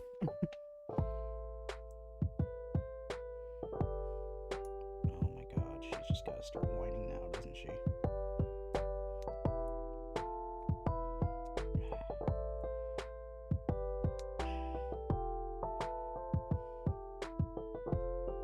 I'm gonna have to go step away again for a quick bit.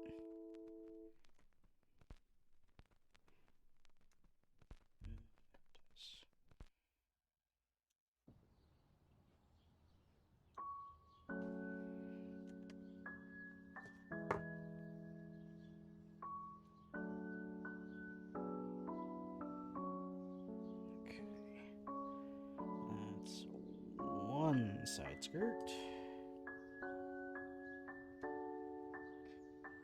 And it's on this guy. And that'll be another empty runner.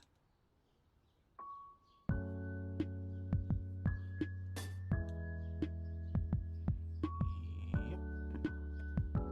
Excellent. Oh my god, Ruby, why now?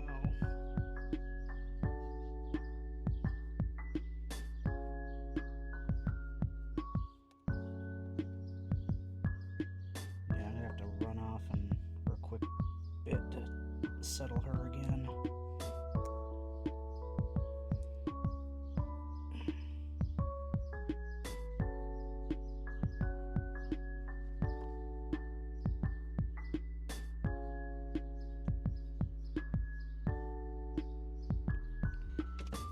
Just gonna get this side skirt in, then I'll be gotta go again. I apologize for the second break so quickly after the first, but we at least have the main body of the G04 now. Yeah, I'll be right back again. Sorry.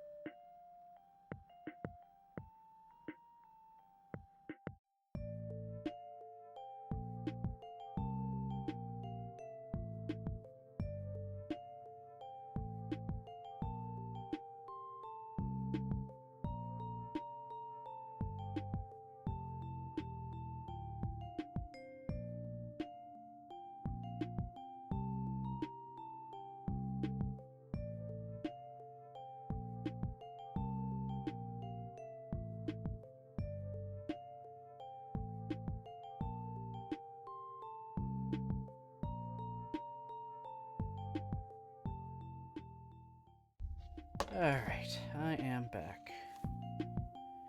Hopefully she'll be alright until I'm done. Which is going to be pretty soon. So, alright, we're on to the backpack now. So we're toward the end. We're towards the end.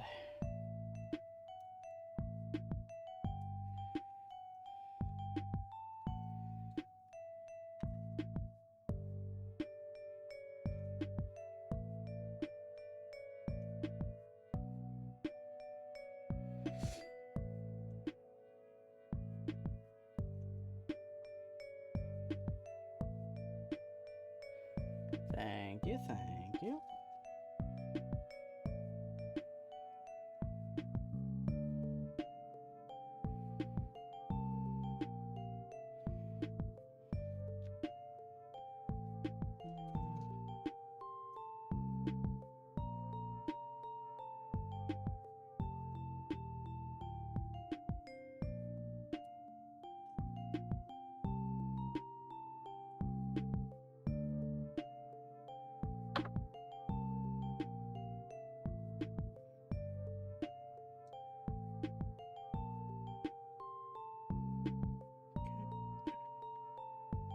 Okay, it looks like the backpack we can't really...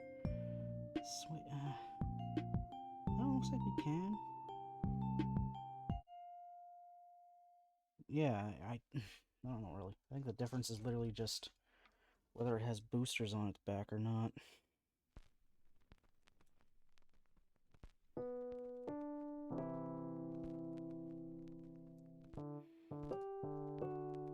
When was the last time you hydrated and stretched your joints? I literally stretched them when I took care of her just now, and I have been slowly sipping on tea this whole time. So I'm keeping myself hydrated. In fact, I'll take another sip now.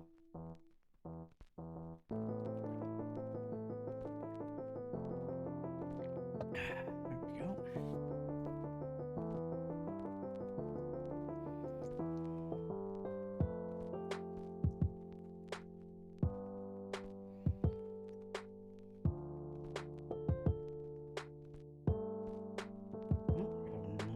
Another empty runner.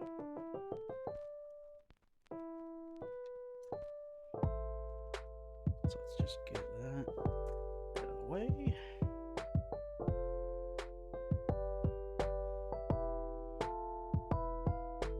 Come on, get in the hole.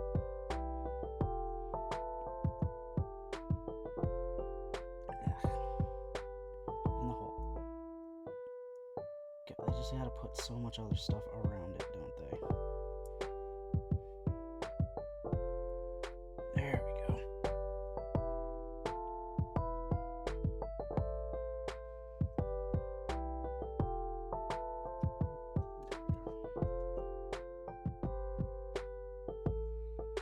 So nothing stuck in dev hell. When do you think G-Gen Eternal will be released? Ooh, good question.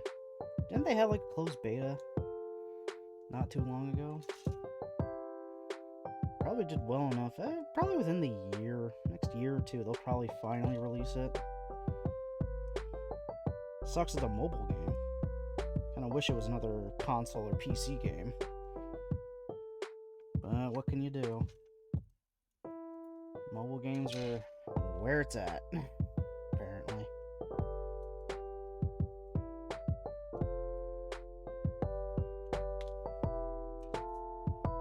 Okay, that's one beam saber.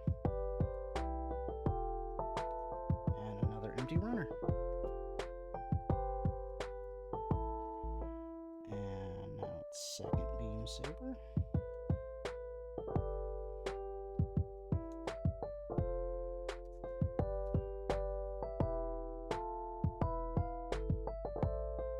Nice.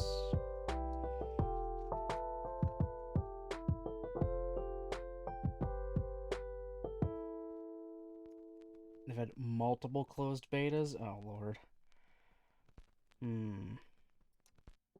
Of course, I dropped the piece again.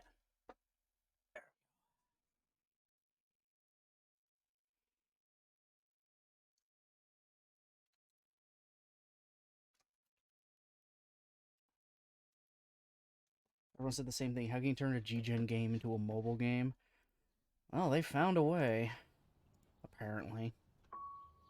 Or still trying to find a way.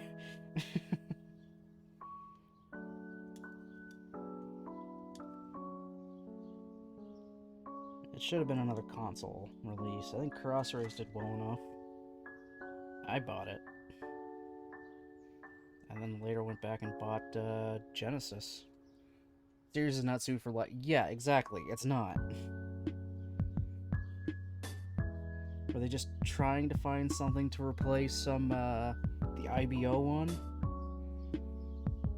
Which I don't even know how well that did.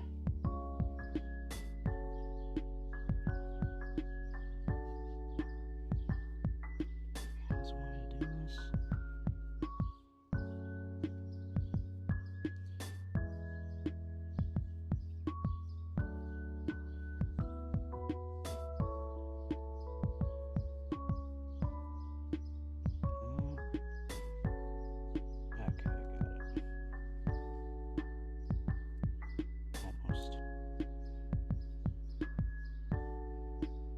There we go.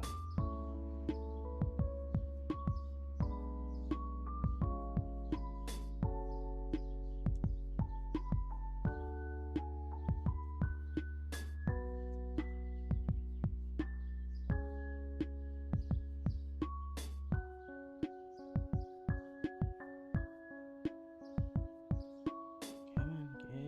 There we go. Just plugs in back here. Right there.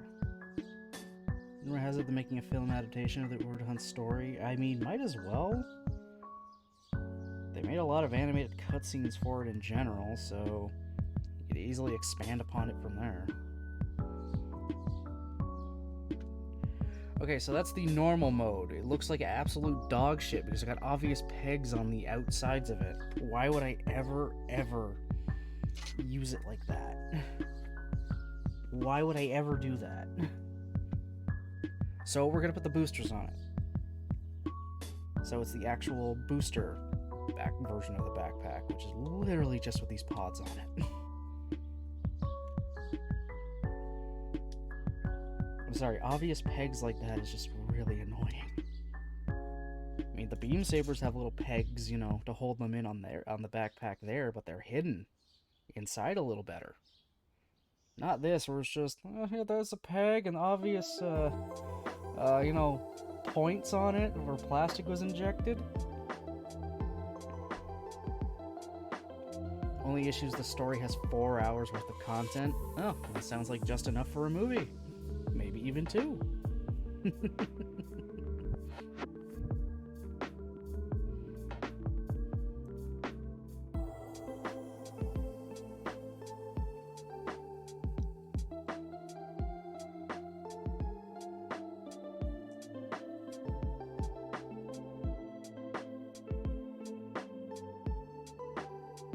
I'm surprised they haven't actually done anything to show more of what happened during the Calamity War. Everyone wants it. Everyone wants to see what the hell happened. We want to see the Gundams in their heyday. Fighting off mobile armor is much bigger than the Hashmal.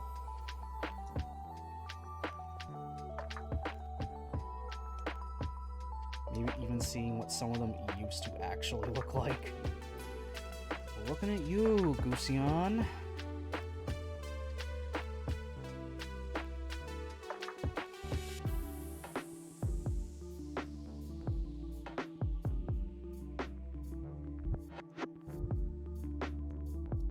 Or, you know, even show what the other Gundams they haven't shown designs for actually look like. They haven't exactly used all of the demons from the Erzgetia. Or Erzgotia, I don't know how you say it. True, but it'll never live up to everyone's expectations? Yeah, that's true as well, yeah.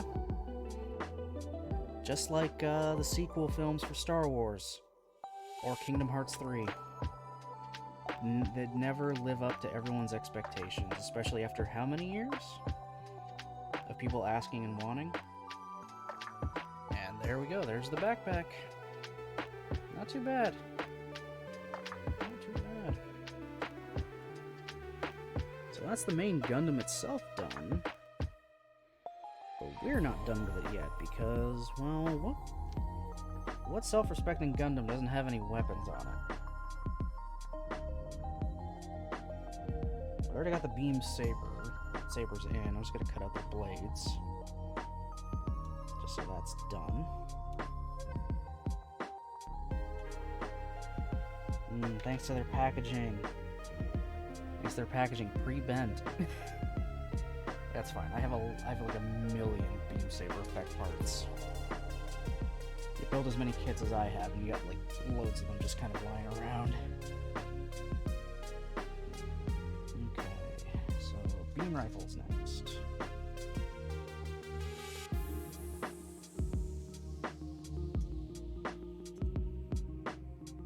2KH3's defense, Disney started to interfere way more than in the past. Yeah, true. Still, though. What was even the point of the Tangled and Frozen worlds? What did we accomplish there? Nothing. We didn't do jack shit.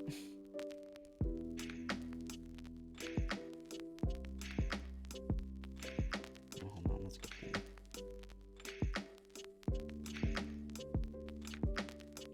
Oh, it's like giving me a choice? Oh no, not giving me a choice of how to do it. I have to use both these stickers.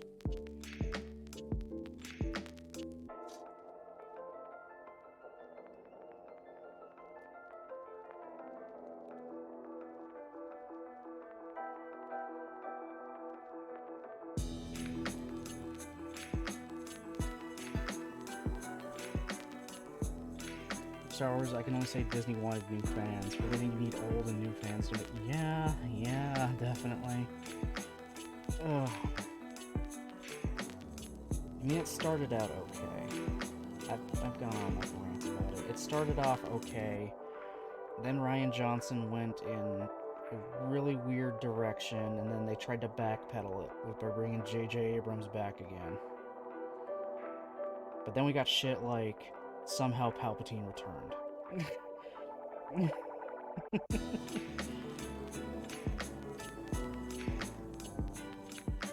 I'm okay with Palpatine coming back, but I mean, just literally saying, somehow Palpatine returned. That's so lazy. Come on.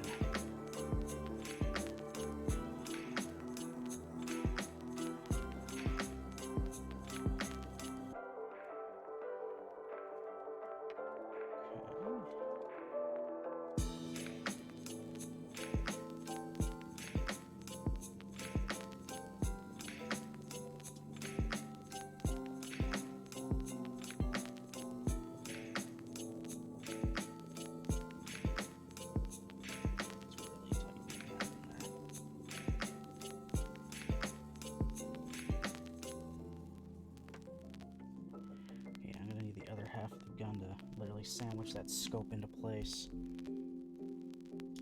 To Palp's defense, Darth Maul... Okay, fair enough. Fair enough.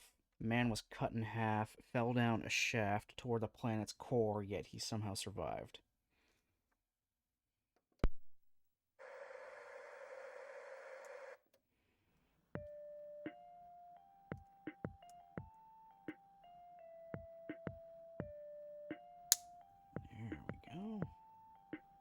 That was a satisfying snap together. Perfect. There we go. The beam rifle. Still has the fold-out arm. Movable scope. And I can put it in its one hand. Well, I gotta make that hand anyway.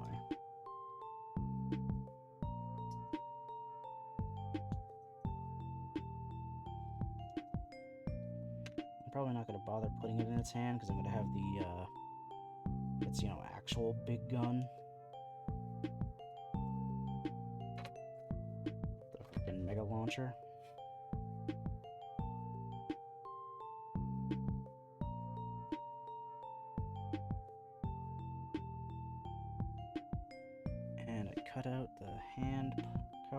part first already. Nice. There, we got our trigger hand. Cool. There, first weapon. Done. Next is the shield. Just a big old slab of metal. And another empty runner.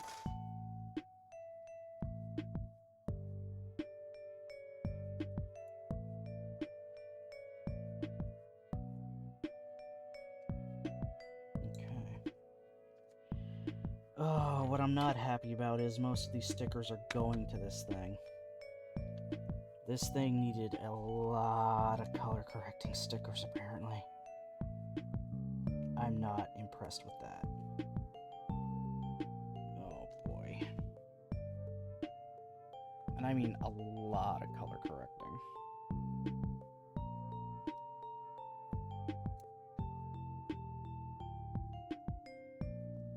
Sounds like plank of wood outside fell again. That's okay. Can't fall any farther. I gotta go and pick it up later anyway. That's fine.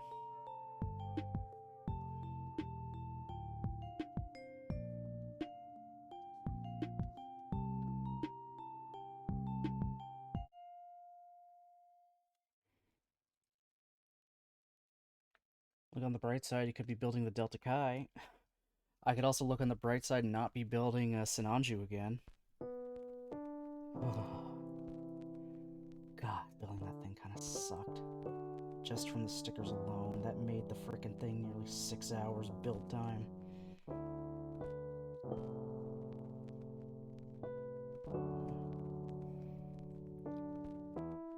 The Delta Chi has a bigger sticker sheet. Oh god. Alright, where's the rest of these ones go on here?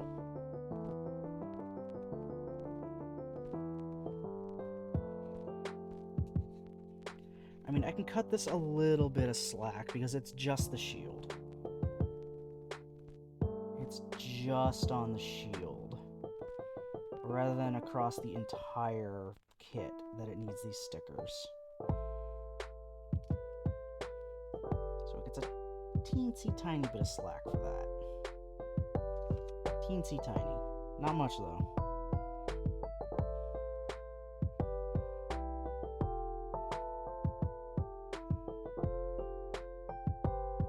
I mean, head cameras and eyes, yeah, I'm totally fine doing stickers for those. That's like just, you know, bog standard.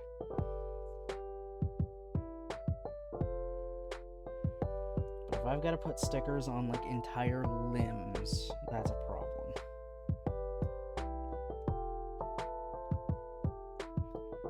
So thankfully this is like just the shield.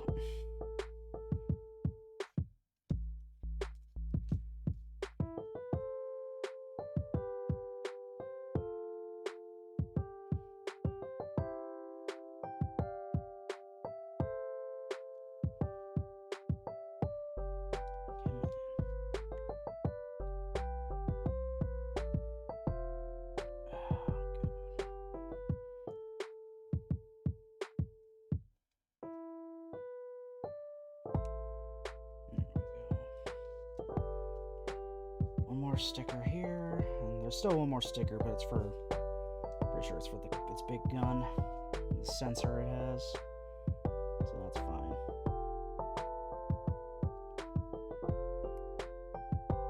Thankfully, you know, Gunpla engineering is getting better, so there's a little less color correcting as time goes on.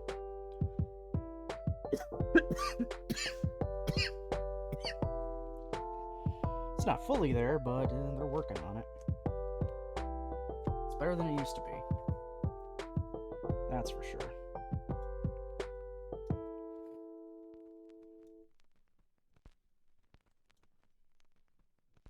Okay, empty runner.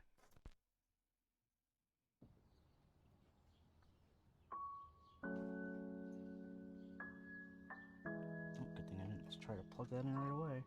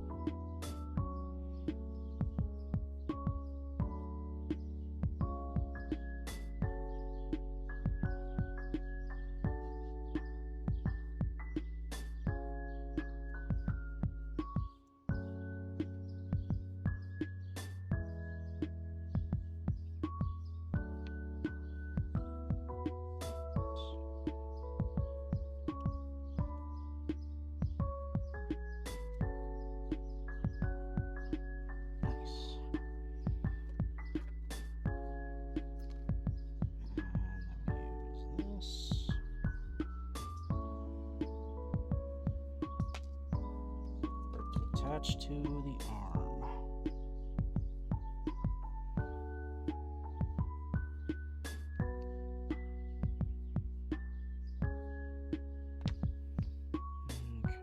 Usually on the right arm.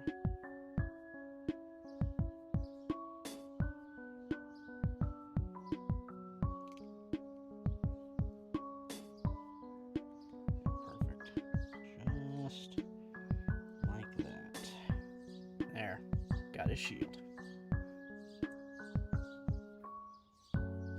Now for the big boy.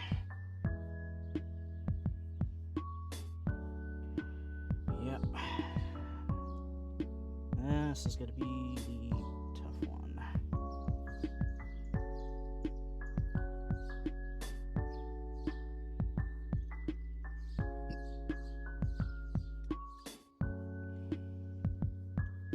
Okay, here's the power pack.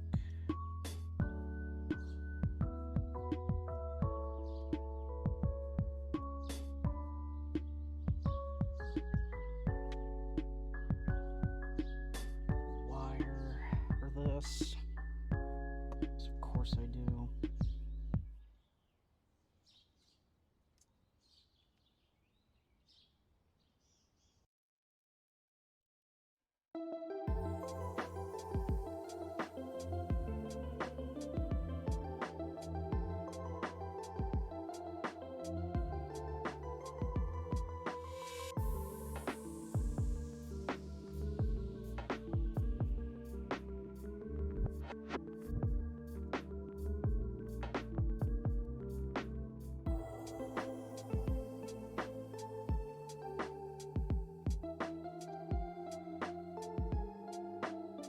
Oh, I wanted to go far. Damn it. Thought I only wanted to go a little bit. Alright, hold on. I can split it apart. Here I am, once again, getting ahead of myself.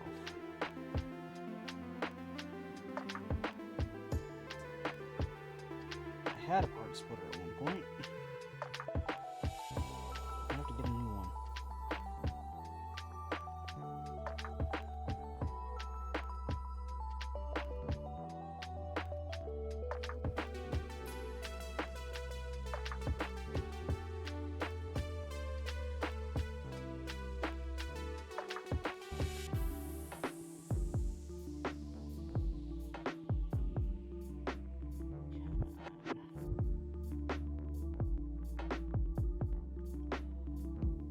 Nothing thin and sturdy enough to try to slip in here without potentially breaking it. I want to avoid that, obviously. I think I got it. I didn't trim my nails yet today.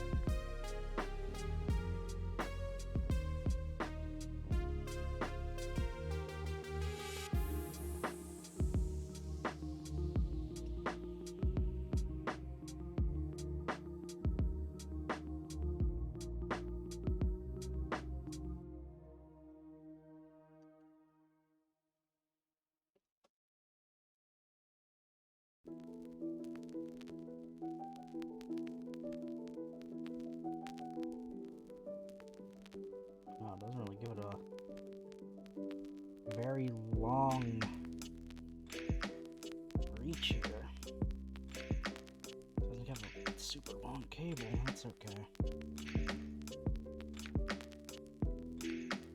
Oh god. Bang, that's fun.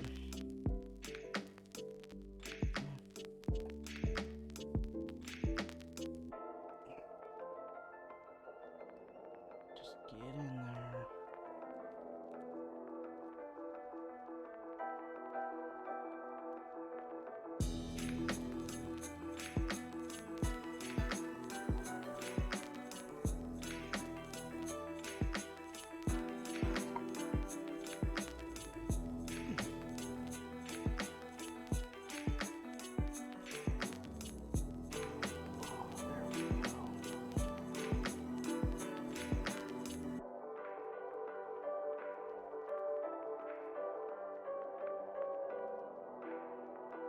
That's a little too high, damn it. Okay. It's okay, it's okay. Just back it up a little bit. And then we can...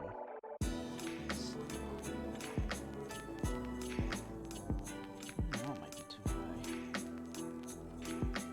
I'll start building the other parts onto it. If it doesn't want to go right, I can adjust it.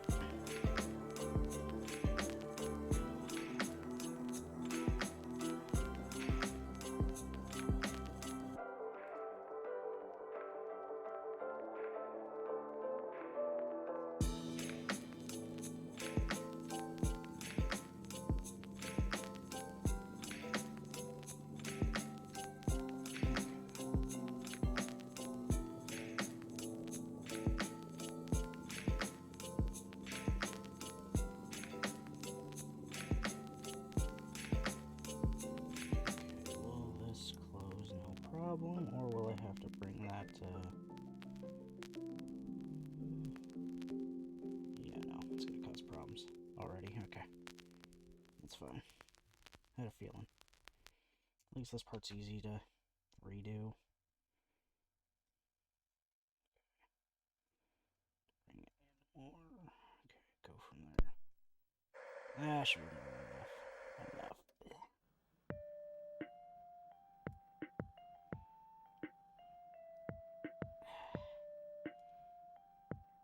There we go.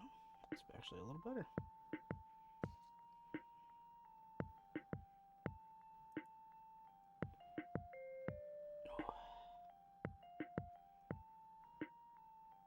Maybe a little tight. Yeah. Still a little tight. Are there any upcoming kits to look forward to getting? I don't really know what's coming out soon. To be perfectly honest. I mean, I'd love to get my hands on a Destroy Gundam just because, well, it's massive and comes with a lot of effect parts. But beyond that, I don't really have anything that I know of that's upcoming that I'd want. I know what kits I would love to get if they had, like, a high grade of them again. Like, I'd love if they make a new version of the high grade duel, because I love the duel Gundam. I would love if they did a high grade of the Tall Geese, because I love the Tall Geese.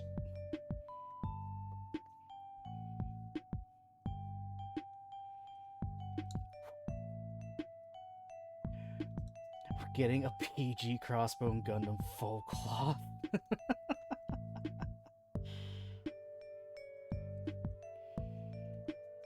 Alright, so it's a perfect grade the size of a master grade.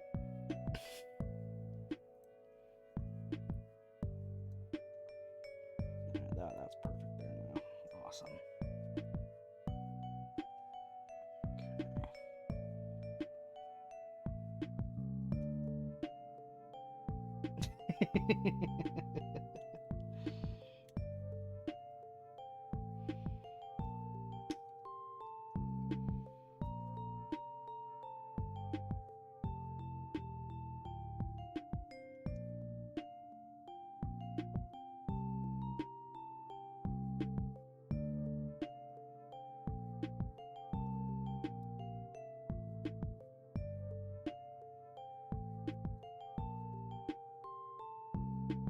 Okay. heard of any upcoming kits that I'd really want. There are kits that I do want to get, like, kits made of them, but they definitely haven't announced them. Like, again, Duel, a new Tall Geese as well. Like, I know there's the real grade Tall Geese, but I just want a high grade one to go with the other high grade wing kits I have.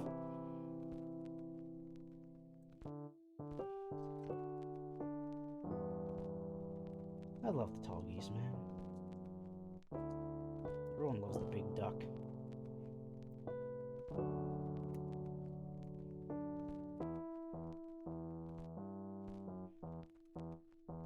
Oh. Gotta lower that one's tight because I probably didn't snip enough off.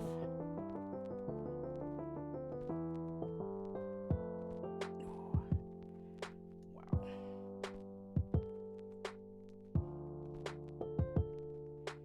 Wow.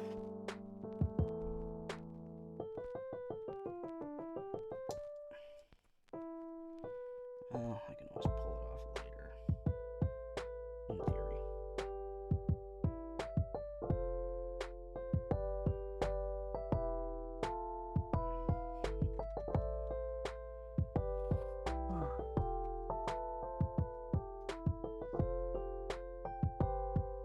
Okay, scope time.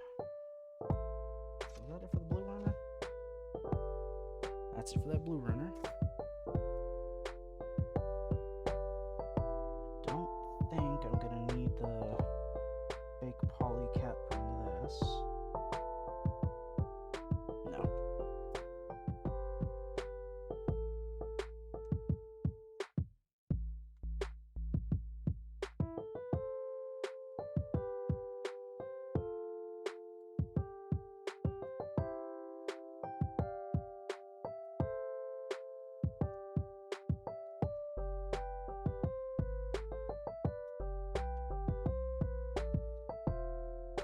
It's fair. Only ones I'm looking forward to is the G line and the MG. Oh, N-type F91. Okay. They managed to make themselves print money with the master grade F90s, and it's millions upon millions of, well, not millions. It's 26 different mission packs. That was a smart move.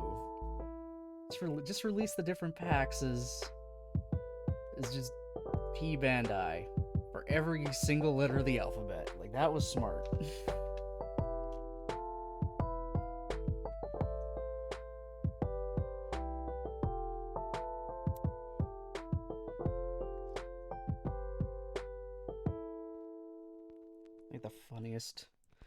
the funniest freaking pack they have for that one is the one that makes it have like a shuttle for a head, but it just looks like a big dick. It's the dick pack. That's another empty runner.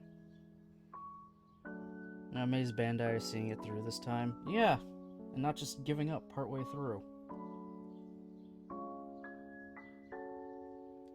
People are buying it at least, so enough people. So they can see that it's, financially viable to continue making them.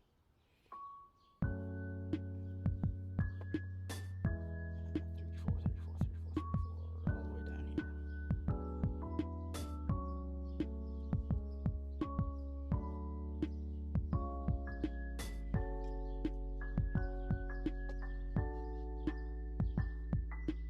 I tried a couple of backways back. Couple of backs way back, but now it looks like they're doing all of them. Good. Just finish off the set, finish off the line.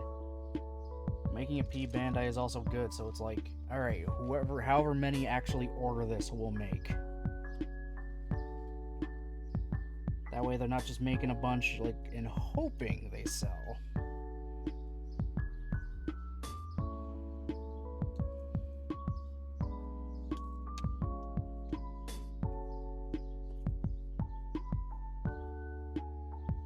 Bandai still kind of sucks ass.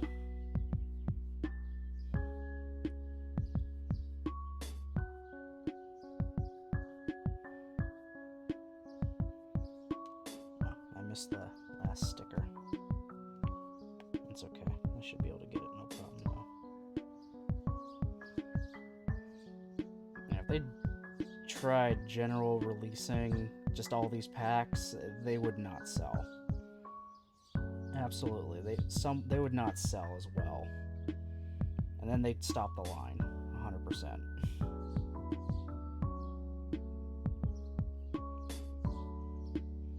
Also, Bandai, give me my high-grade Otori pack for my Strike Rouge, please.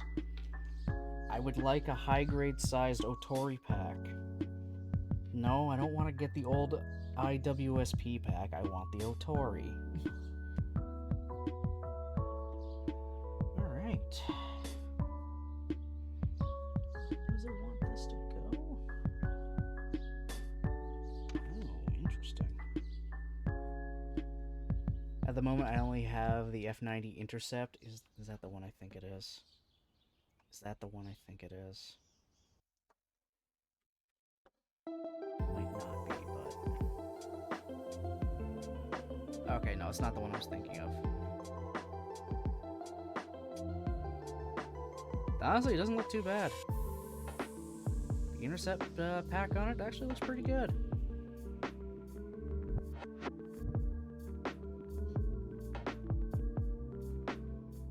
The pack manages to, blend in really nicely with the, the base F90's colors. It blends in really nice, so it actually looks like it's not just an add-on, but like an actual, this is how it was made and deployed. Unlike some of the other ones where it's fairly obvious this thing was added after the fact. Okay, so it wants the pack. And this side. So the pack goes over here. This...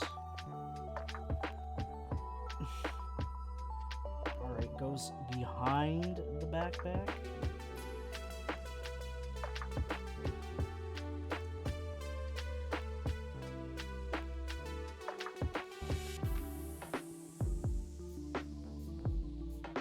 Appeared in the Crossbone Steel 7 for the final battle. That was the Jupiter spec one, right? So it was just slightly slightly modified to deal with Jupiter's gravity. Of course, all of it's got to deal with Jupiter's damn gravity.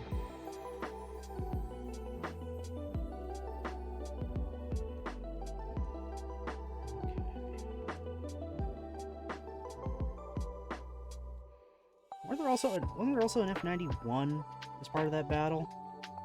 I know there were F91s appearing in Crossbow.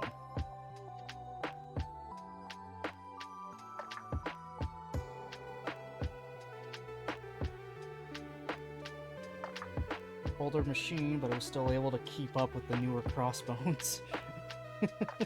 Which just shows how good they are.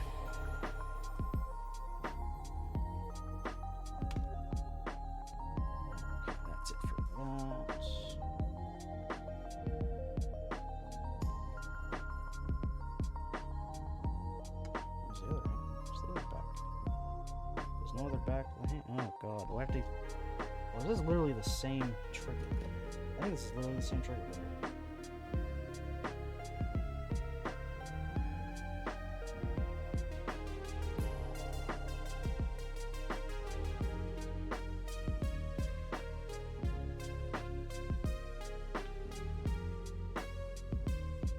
It is literally the exact same hand.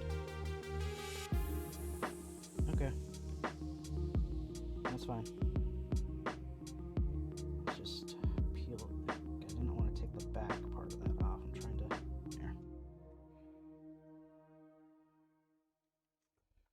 F91 was made for speed and range, so it makes sense. Yeah.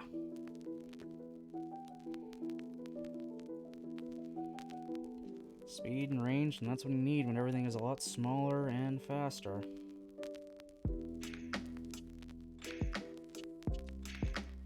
we can take this. Most of the mission packs are basically, let's test stuff so it works out. Yeah, exactly. There's the set that gives it the VSBRs.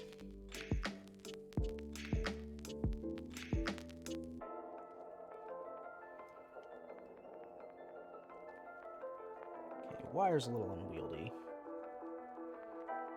F90 VSBR type. Yeah, so it's like, here's your, like, diet F91, I guess. It's got the same weapon, just not as finalized.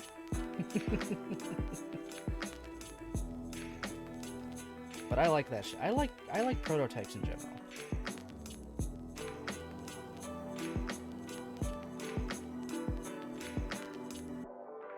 I like prototypes and all that stuff, and I like looking through what eventually led into the creation of what other machine.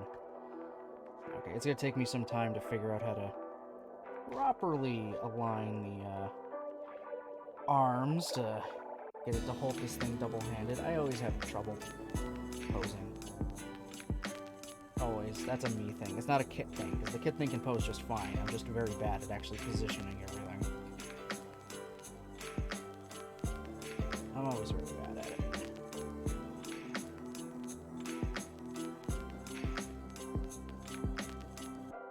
What?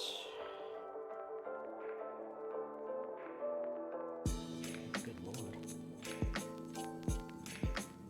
The wire actually puts a lot of tension on here.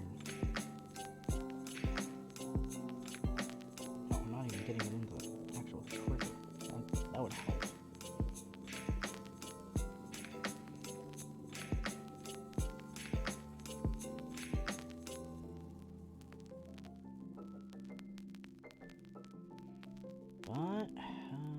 Wait, why am I putting on... I'm dumb. Why did I put the shield on this side? It goes on the other arm. I am... apparently I don't know how a shield works anymore. Which side they go on Gundams. Even though I've been building a crap ton of these things.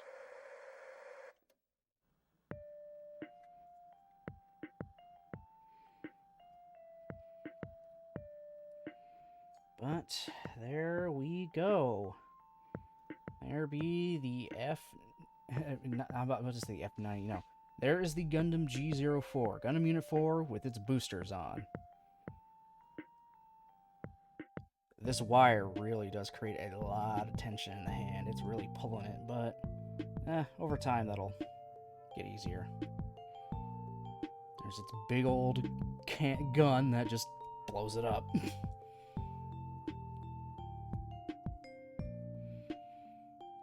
F90G, F90 guards type has a beam sword. There's a prototype version of the one. Okay.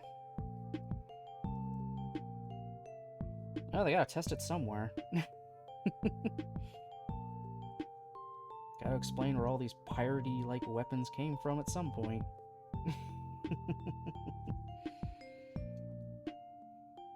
So there we go. Not bad. I really like the gun. Gun is freaking huge, and I love it.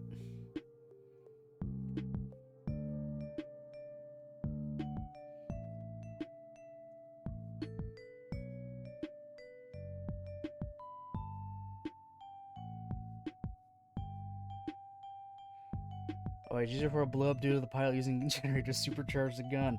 No, we'll just pop that off and it's fine. Hey, it got one shot off, destroyed a fleet. What more can you ask for? I guess maybe the pilot to live, but it's okay. Okay, yeah, that's empty runner and empty runner. And then I randomly just have an extra trigger finger hand. Okay. I wish there was a way I could, like, mount this on him. Just so he has all of his stuff.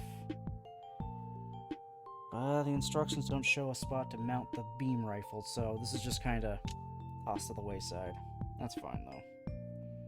I'll live with it. So there we go. The second last kit in my BB team.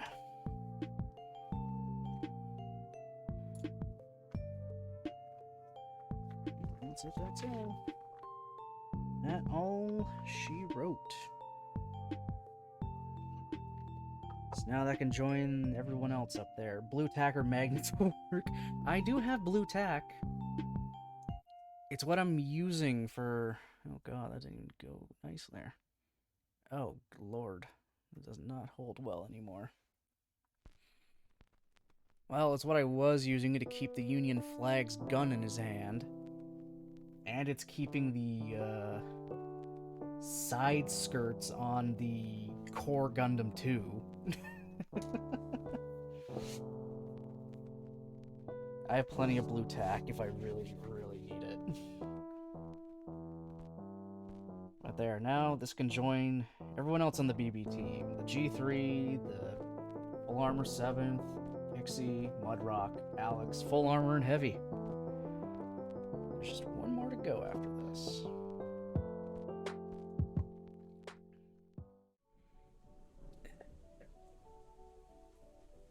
We turn lay music off for me. Alrighty. Twist your arm, there you go. Just hold it across your body. There we go. There's our... Also, let me make this autofocus again. There. Hey, it actually focused on the Gundam itself. Nice. There's our G04. I'm gonna go over and fill in some of the spots with my black panel liner like I do with the other ones, just to make some segments pop a little more. Like usual. Like all the verniers in there, they just have, you know, pure yellow. I'm gonna get those colored in so that at least it looks a bit better. Just tiny little things.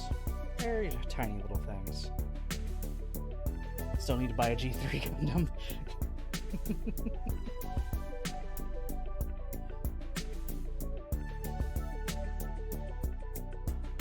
Yeah, I'm glad I got mine off of site.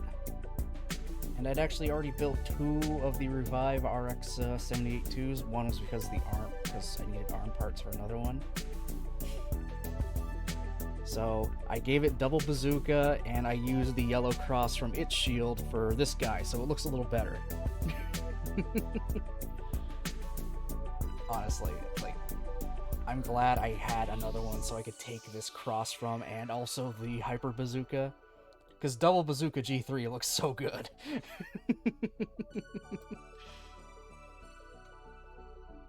Oh, actually, even while I have them both here. Well, I got them both here. There's Unit 3 and Unit 4. Quite the departure, I would say. G3 looks cool. Yeah, it's the RX-78 RX-78-2 Revive version. It's in G3 colors. It was it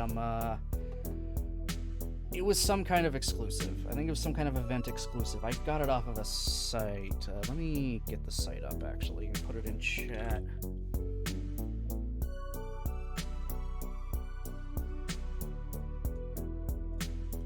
Just so, in case you happen to not know about it.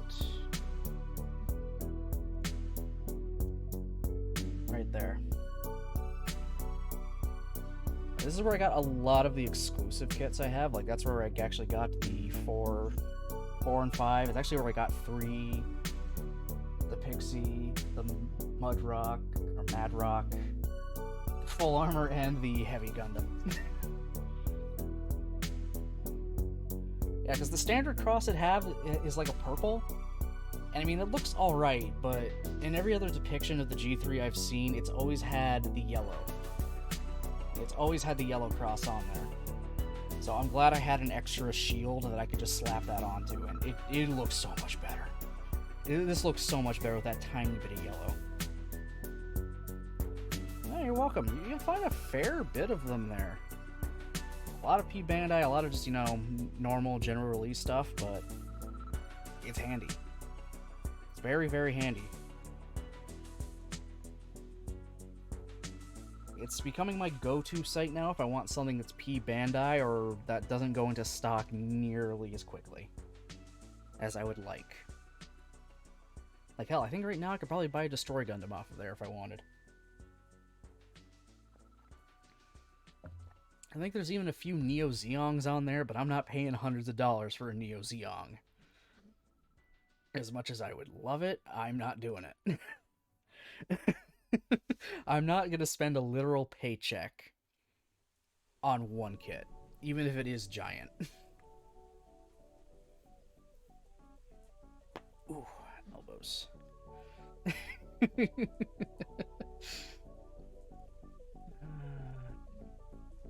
Okay, the schedule is... I gotta update it, but I'll at least bring it up. I gotta change it because I changed what I was doing today. So today was supposed to be Arkham Knight, but I was in more of a gunplot building mood, so... Well, the first gunplot and chill that's there on Wednesday is instead gonna be Batman Arkham Knight. So yeah, after today, no stream for the next 2 days. Wednesday will be Arkham Knight at about 6. Thursday will be Gunpla and Chill, where we finish off the last member of the good old BB team, the G05. My unit. My good old unit.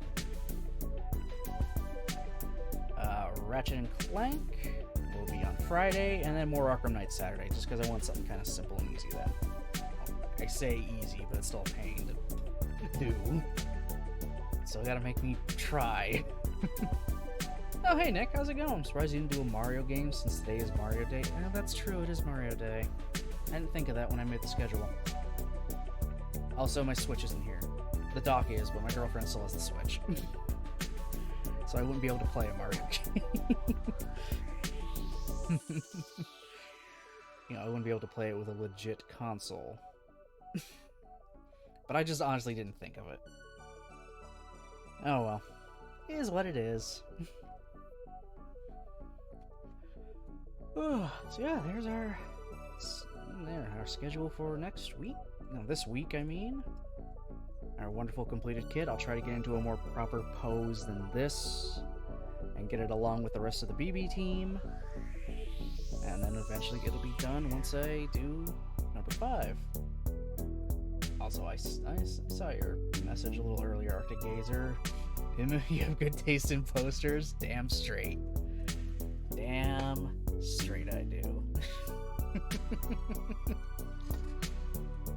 3 prints, an old poster from the 90s, and you can't really see it, but...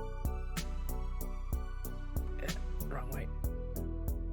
Given to me by one of my friends for Christmas.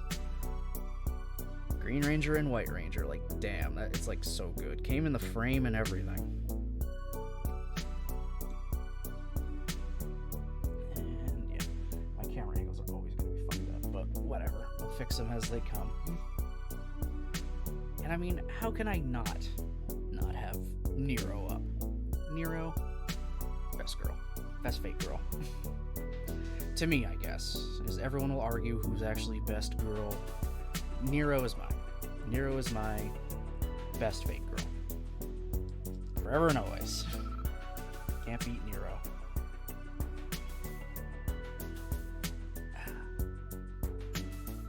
I'm gonna quickly look on Twitch.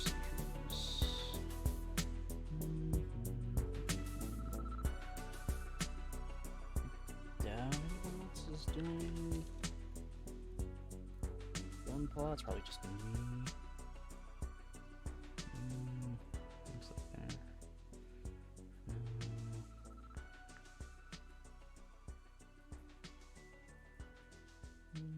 Do I want to actually raid anybody today?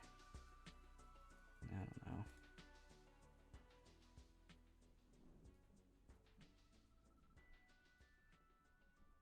Nah, I'm just not gonna raid anyone today.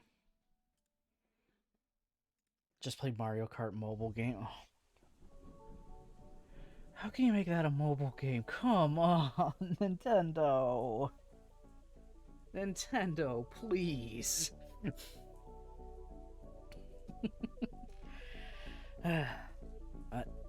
Anyway, thank you, everyone for watching, commenting, and lurking. I appreciate it very, very much. And next time you guys are gonna see me is Wednesday at about 6 o'clock for some Batman Arkham Knight.